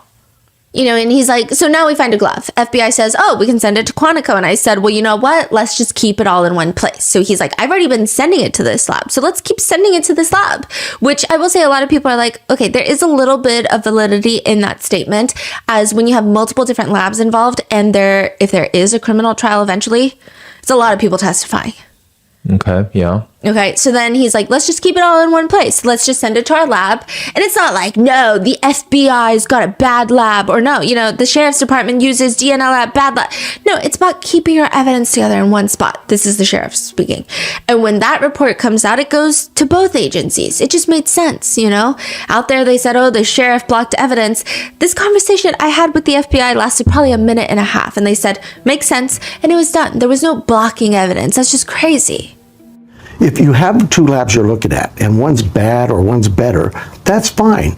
That's not the case here. Nobody's saying that. What they're saying is, why would we use two labs? So that glove that they found, you say they found multiple gloves. Why is that glove special? Or they had reason to believe that it was special. They got it tested and there was no CODIS database match, which CODIS is like the vast network of anyone with a criminal history. They have all of their prints. But interestingly is kidnapping, a lot of experts say, is not a first offender crime. Yeah, that makes sense. Statistically, you don't have kidnappers that wake up one day with a clean record that say, today is the day that I kidnapped someone. Usually they're going to have some sort of a rap sheet previously. So they say that it's very interesting that there's no link in the... more suspicious. And then later they came out to say, actually, maybe it wasn't a glove that was important because it actually belonged to a restaurant worker nearby. How do they know it belonged to a restaurant worker? We don't know. Like, did they go and test all the restaurant workers? They just said it was a restaurant worker. The sheriff has also been criticized for being seen at a basketball game during the investigation. And apparently, the sheriff didn't even know about Savannah Guthrie's video that she posted on Instagram with her siblings, the very first video, until his wife told him about it. And he mentions this to the media. And so everyone is like, this feels like a very expensive, unproductive investigation if that's the case, because it just feels weird. We're spending a lot of taxpayer resources, and not saying that it shouldn't be spent. I'm just saying there are a lot of missing persons out there where maybe they don't get this allocation of funds and personnel to search. And this is how you guys are handling, like, you didn't even know that they were putting out a video. It doesn't even make any sense. The sheriff is also probably not used to being analyzed on a national scale for every word that he says. He doesn't strike me as particularly organized with his thoughts when he is speaking off the cuff. So here's a rundown of the questions and answers given by the sheriff during multiple different press conferences. Sheriff, is there any indication so far as to whether this was random abduction or targeted? Like I said earlier, we're looking at all the leads, and we don't know. We're going to assume both sides of that. We'll look at both sides. Do you have any idea what Nancy Guthrie was wearing or the type of car that she might have left from, or any identifiable information that the public could use to help with the tips? We do not. Sheriff, do you believe that one or more than one person was involved in the kidnapping? Just no clue. It could have been one, it could have been more. Is there any indication that Nancy Guthrie is still alive? We know the medication played a critical role here. It's been 48 hours. She needs it every single day. Are you still looking for someone that is still alive? We hope we are. We hope we are. Sheriff, you said earlier that you don't believe that there's a wider threat to the public. If you're not sure if it's targeted, why do you believe there's no wider threat to the public? Well, we have crime in Tucson all the time, right? Like any city. And so when you say a threat to the public, is there somebody out there who's kidnapping elderly people in the middle of the night every night? We've not heard that. We don't believe that's the case. We do believe that Nancy was taken from her own against her will, and that's where we're at. Even about the rumors of there being forced entry, he just states, I have no clue where that comes from. We have been very consistent. We are not discussing that at all. Whether it was forced entry or not forced entry, that is something we're just not discussing. We don't know where anybody got that information. Okay, well, I see. So that's a pretty standard question, no? Yeah. Has there been any proof of life, and has there been any sign of life? I'm going to... Anything to deal with the ransom notes, I would defer to the FBI, but no, not to my knowledge. We are still looking for Nancy. Do you have any reason to believe that she's still out there alive, or are you fearful for the worst case scenario here that she won't be found alive? Well, I'm certainly fearful of that. I think we all are, but we operate from a position that until we know she's out there, she's alive, we're going to continue thinking that way until we find her. Is there anything more specific you can say about what you believe the motive to be for the kidnapping at this time? Motive is always going to be a question, and we'll know more as we go what that motive is. But right now, my guesswork is as good as yours. With these types of cases, though, sometimes the sheriff does appear disorganized, and that's not really good. One expert states, you are broadcasting basically every detail about this case. The more that's released to the public, the more that is now known by everybody, including if there is somebody out there who has Nancy Guthrie. They have to be very careful about what they're letting out about this case. But the way that he's doing it, like, he's not really answering questions, so I'll give him that. But it is weird. Like, it's just not the most well done. I will say the FBI, the special agent charge of the Tucson area, like, he's a bit more organized with his thoughts during these press conferences. Oh, he's talking as well? Yeah. Alongside? And he also diverts questions, doesn't answer questions. And I'm not saying that we deserve answers as the public, right? They should deem whatever is the best for the investigation. However, he is able to respond in a way that's very clear clear, succinct, and like, this is what's happening. Okay, that's it. But it's interesting because the police union president was interviewed by Brian Enton, and I would go watch the full interview, but he works with Sheriff Nanos, and he says, Sheriff Nanos... What's their relationship exactly? So he is the police union president, and he's also an officer. So he works under Sheriff Nanos, right? But he says Sheriff Nanos, he has an ego that's difficult to describe without sounding hyperbolic, and it drives a lot of his decision making. He's very retaliatory. Favorite version of retaliation is... Wait, he works under him? Yeah, but he can't be fired because he is the president of the police union. So it's really difficult, I'm sure, to fire him. Wow, okay. Yeah, and so he's very retaliatory. Favorite version of retaliation is through transfers, which has impacted nearly every unit in this department and decreased our overall readiness. In my opinion, nearly every unit. The experience and expertise that there was, transferred out for whatever reason, and there are real impacts to that, and it lowered morale. And so there was a lot of hope that in the election in 2024, we would have a change in leadership, and when that didn't come to pass, that's when we started seeing a mass exodus of deputies and detectives. So that's been a huge conversation. Wow. Most of the detectives in the homicide unit at the Pima County Sheriff's Department, they're pretty green. Like, they don't have a lot of experience. I'm not saying they're not good, but it's like, do you want the doctor to perform surgery on you that performs surgeries every day or once every few months? There's also questions about the team not being well equipped, the turnover being high. Like, it's a lot. The sheriff states, this is a solid team. This is a team who solves crime every day. They are my experts. I would be silly to not listen to them. When they tell me we spent 20 some hours at the scene, we processed the scene, I'm taking their word that they're good. I don't need to hear from some pundit out there who's never done a crime scene. I don't need to hear from somebody who's never done a criminal investigation. I've got experts. That's who I choose to listen to. I don't need to hear from somebody who's never done a criminal investigation, and that's it. It's just all noise in the background. The critics who want to run for office, go do that stuff. I just want to find Nancy. I want my team focused every morning. When they hit that low, they know that they have someone who believes in them and their work, and they're going to do it. I have 100% faith they will solve this case. If you are the guy, if you are that monster, you should be worried. You should let her go. Just let her go. I don't need to hear from some pundit out there who's never done a crime scene. I've got experts. That's who I choose to listen to. If you were the guy, if you were that monster, you should be worried. You should let her go. Just let her go. And so there's been a lot of talk about Monday morning quarterbacking. I don't know what that means. I'm not a quarterback. Who said that? The cops? No, a lot of cops have been saying that there are a lot of news anchors, TV stations, social media content creators, netizens who are Monday morning quarterbacking, which I think is to insinuate that you are giving advice in an arena that you don't know. I guess it's like when guys give quarterbacks advice when they watch their favorite team play. I see. Yeah, so I guess we're all Monday morning quarterbacks. But 10 days after Nancy's disappearance, someone is detained. A 36-year-old delivery driver.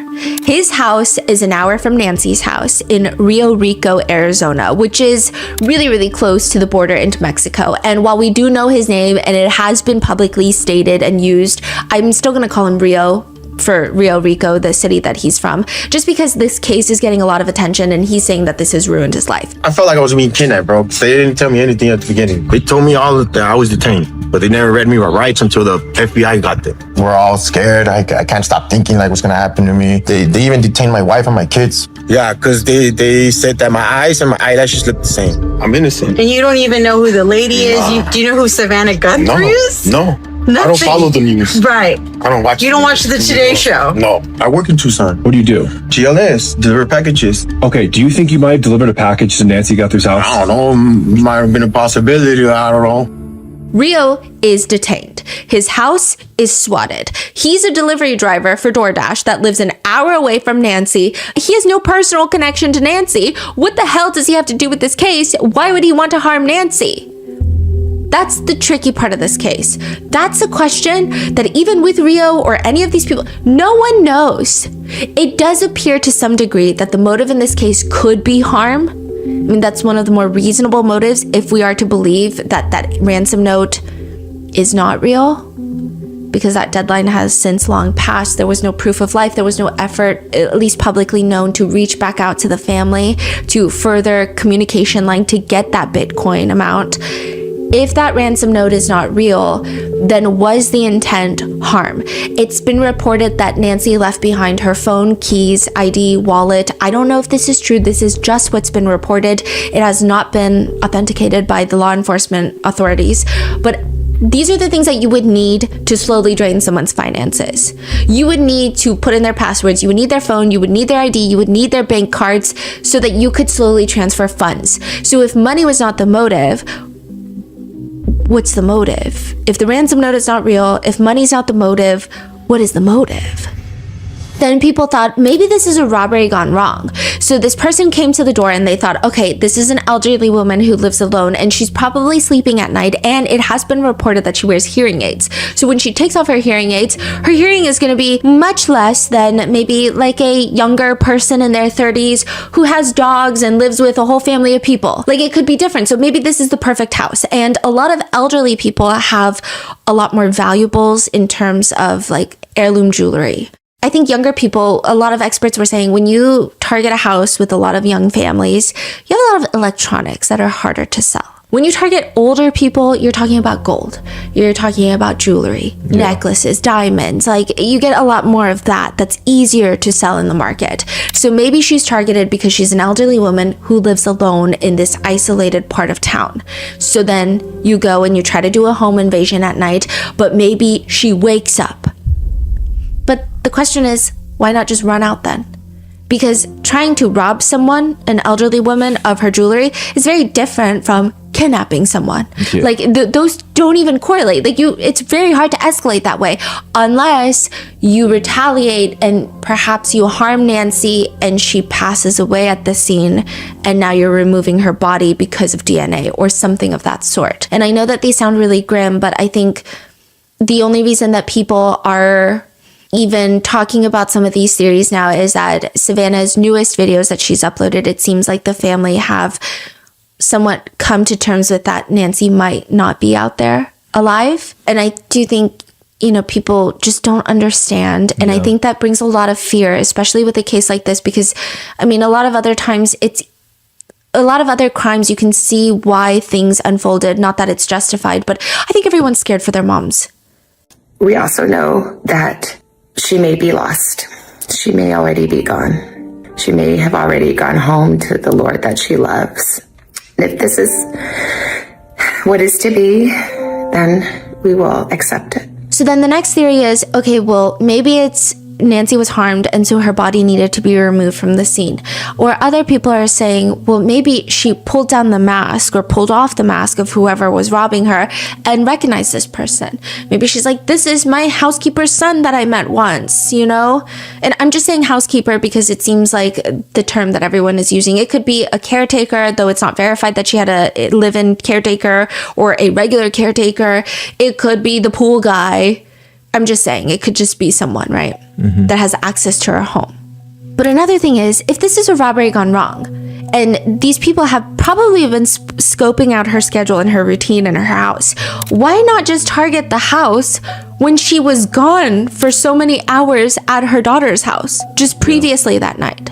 So then there was some people arguing, well, no, because it was bright outside, so if they broke into the house when it's bright, there's more of a chance that people would see them. But Nancy didn't get back home until like 9:50 p.m. There's still a few hours of darkness that they could have gone in. Yeah. And another thing is, why is the backpack so damn full? If you're committing a robbery and you're trying to take valuables, would you bring a full backpack? Yeah, that doesn't make sense. There are some people saying maybe the backpack is full of duffel bags that are empty, that you undo and then you fill it with valuables. Other people are saying maybe it could contain something darker like a tarp, because Nancy's blood does stop in the front porch area. So it's not like a trail of blood that leads to a vehicle. Now, another thing with the blood, though, is that a lot of people have been commenting, when you're 84, you can bleed very easily.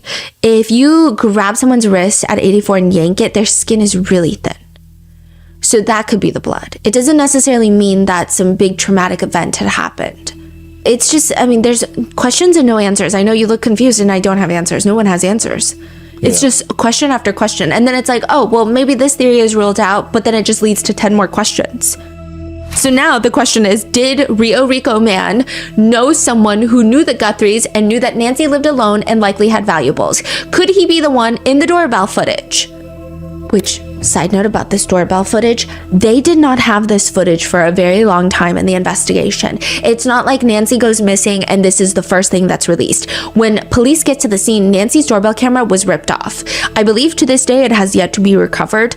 Additionally, Nancy did not have a Google Nest subscription. So she could view the front door camera live, but it did not save and log the video. It would write over itself. So how did they get the footage? They had to reach out to Google Nest and see if Google would somehow get that footage. And side note, it is believed that the FBI had a lot of pull in this.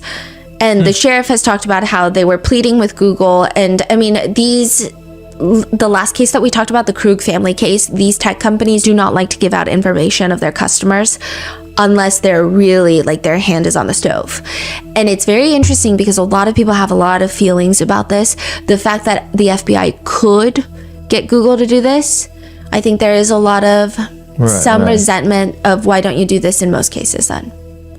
Because if you can do it, think of all the cases that could have been solved. But then that also comes into the when is your camera private, right? FBI can come in and pull the footage. Yeah.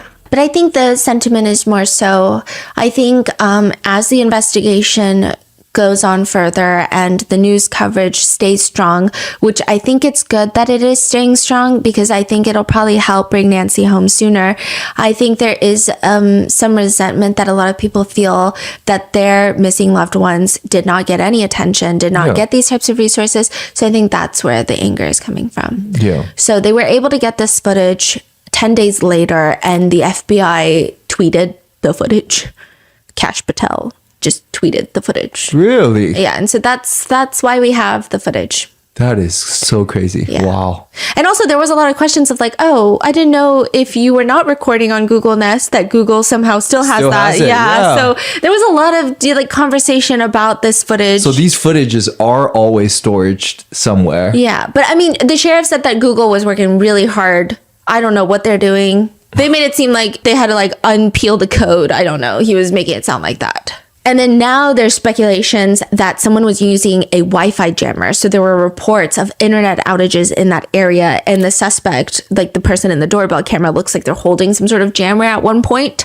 So people are wondering if it was like a signal jammer that was being used. A signal jammer would indicate a higher level crime, a much more professional crime.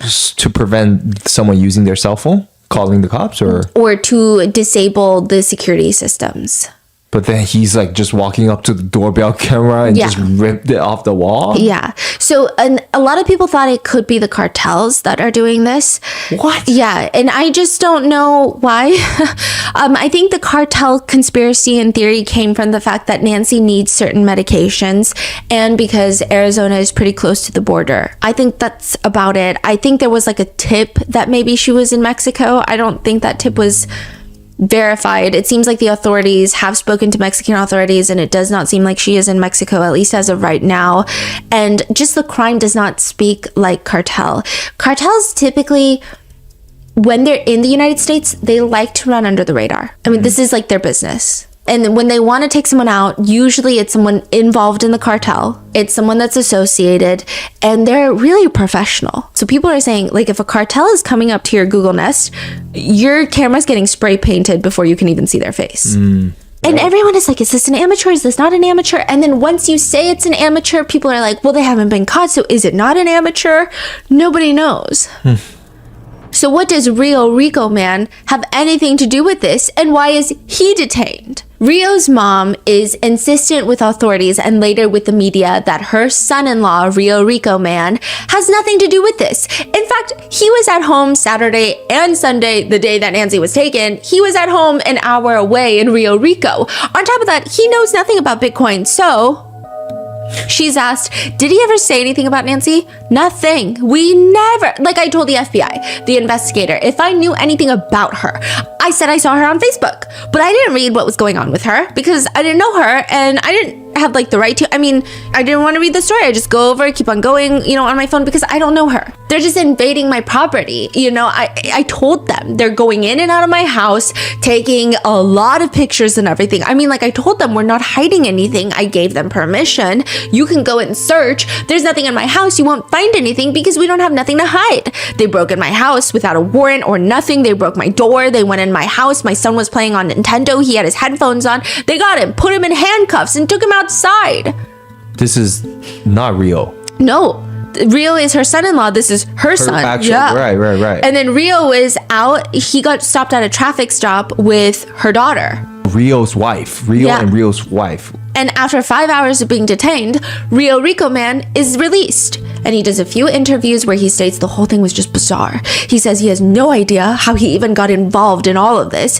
It just wrapped up in this. He states, right now, all I know is that they showed my in-law a picture of somebody wearing a mask or something, and they supposedly look like my eyes.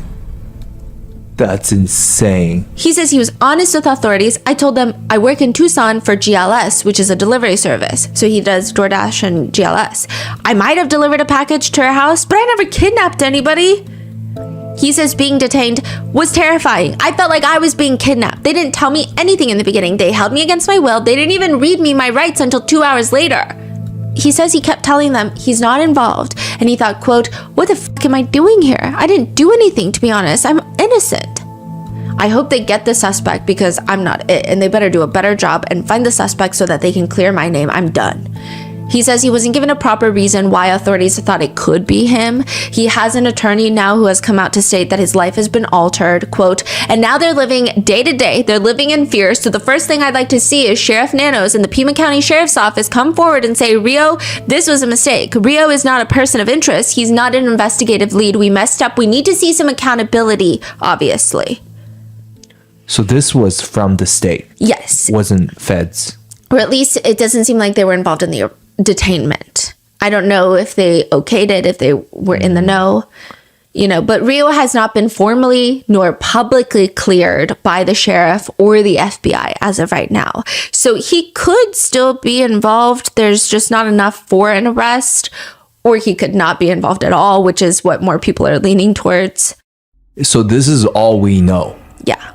And then February 13th, a SWAT operation is executed and another man is detained. He's pulled over in a gray Range Rover, handcuffed and placed in the back of a police car.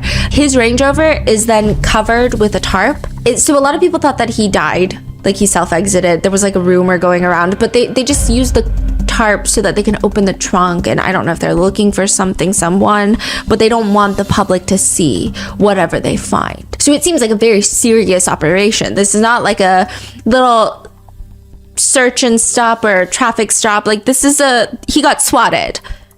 His 77-year-old mother was also detained, and we'll call him Range. He lives close to Nancy. He has a significant criminal history, possession, distribution, and fleeing law enforcement. The Range Rover is then taken in to be processed by authorities. It has since been released back to him, which leads netizens to believe that they got the wrong guy because they detained him and then released him. He hasn't been formally cleared. He hasn't been arrested.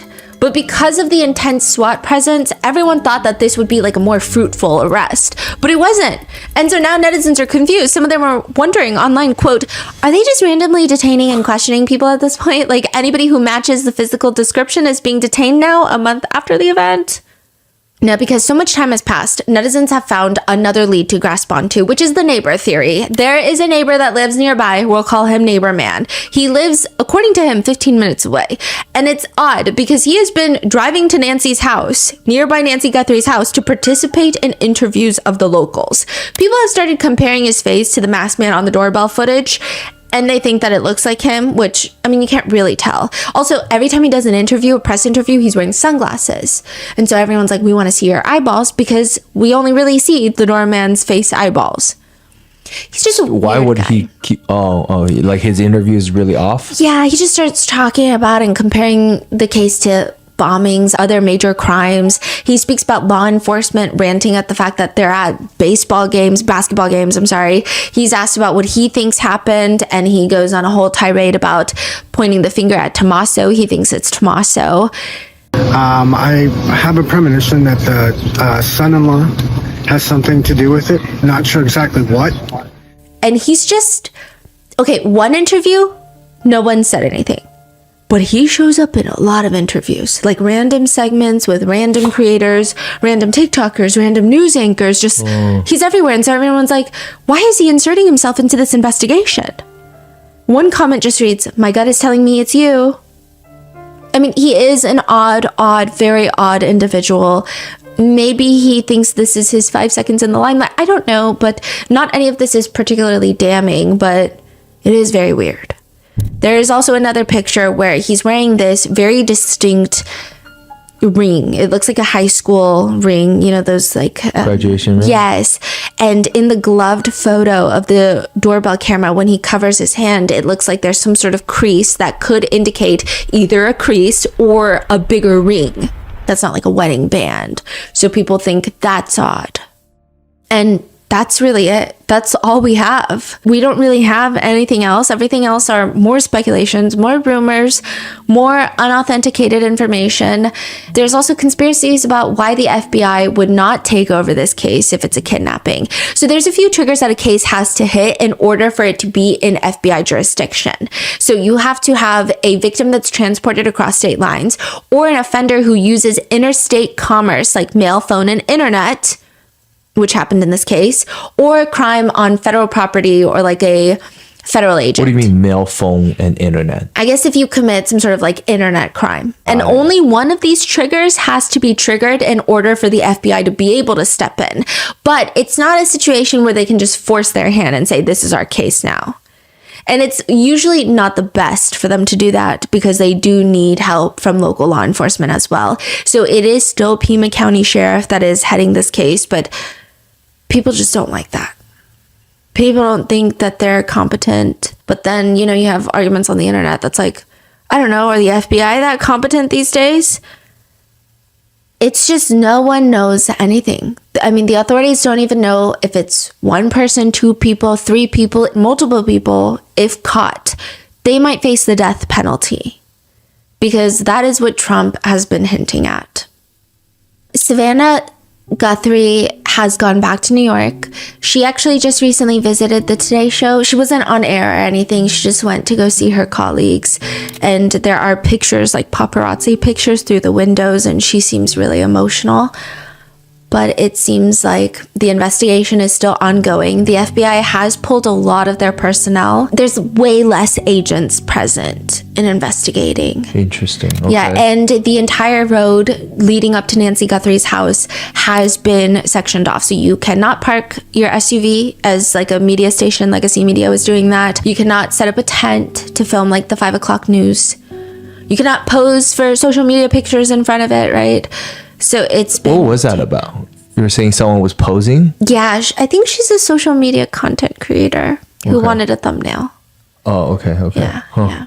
A lot of people are starting to lose sympathy in a way. Some comments read, my sister has been missing since 1979. Nobody ever cared for her. So I think they're getting frustrated the more the authorities are trying and failing, because it just feels like massive resources but no results. So it's not like people are upset that they're trying to find Nancy. I think it's more so, do you guys know what you're doing? Or you guys like, it just feels like a mess. And you're spending so much resources and allocating so much personnel, and are you doing okay? Like, is it worth it? Like, are you getting what you're doing? Like, it just seems so unorganized. Other people are commenting, I wish y'all cared more about other missing people like y'all do this woman. Others are just saying the authorities are being so dumb. They say, quote, we can take out other countries' presidents in hours in the middle of the night, but we can't find Nancy Guthrie. Stop it. Others are commenting, distraction case to deflect from the files. Which we're going to get into all of that in a separate episode, because all of the conspiracies that people have of what this case could be covering up. Now, I don't know if there's a cover up. I will note that sometimes people get personally involved in things. Like, I imagine if somebody that I personally knew was affected by something, I would naturally talk about it more. And people are speculating that maybe it's because Savannah Guthrie is a peer amongst all the people reporting on this case. And so while maybe the public also wants reporting on other cases and other things going on, they personally want to stay invested in this case. But I don't know how much that makes sense when you're working for like a big media corporation who typically don't care who your friends are. So I don't know. And I'm, again, not saying that this case does not deserve coverage or does not deserve to stay in the headlines as long as it has. It's just, I think when it's a one-off situation where you don't get this type of treatment for most missing persons cases, people are wondering what's going on. And with everything going on in the US, I mean, there's so much going on. So little has happened that now the conversation is about the conversation. This is what happened with the Sean Combs case. Every time there was like a lull in the case where not as explosive things were coming out during the trial days, anytime we would go, because we would monitor what everyone was talking, not monitor, but like, you know, see what everyone is talking about and see what questions people had, it started turning into, look at the people that are covering the case. So that's what's happening here. So a lot of legacy media is now covering social media coverage of the case. Earlier, you were saying that Savannah and them, they have changed their message since then. Yeah, I mean, they still want to bring their mother home. Savannah has put up a $1 million reward. She's also donated $500,000 to the National Center for Missing and Exploited Children. I don't know, maybe she was seeing a lot of the conversations online, or maybe, you know, this led her to do something so incredible and gracious, right? But yeah. Wow. So that's where we are. There's $1 million reward and no one seems to still know anything. Again, just to make it clear, the family has been officially cleared by the sheriff's office. And I know that especially when you read about a lot of crime cases, you do think it's always closest to the victim, like they must know something or they must be involved. But I think in a case like this where it's getting that much coverage and that much attention, we just have to hope that the authorities are doing the right thing. And I think to point the finger at a relative without much substantial information is pretty reckless. So I hope that I was able to comprehensively give you an overview of the conversation. But again, just to make it so abundantly clear, the family has been cleared. So with that being said, that is it for today's episode. Let me know your thoughts, and I will see you in the next one. Be safe.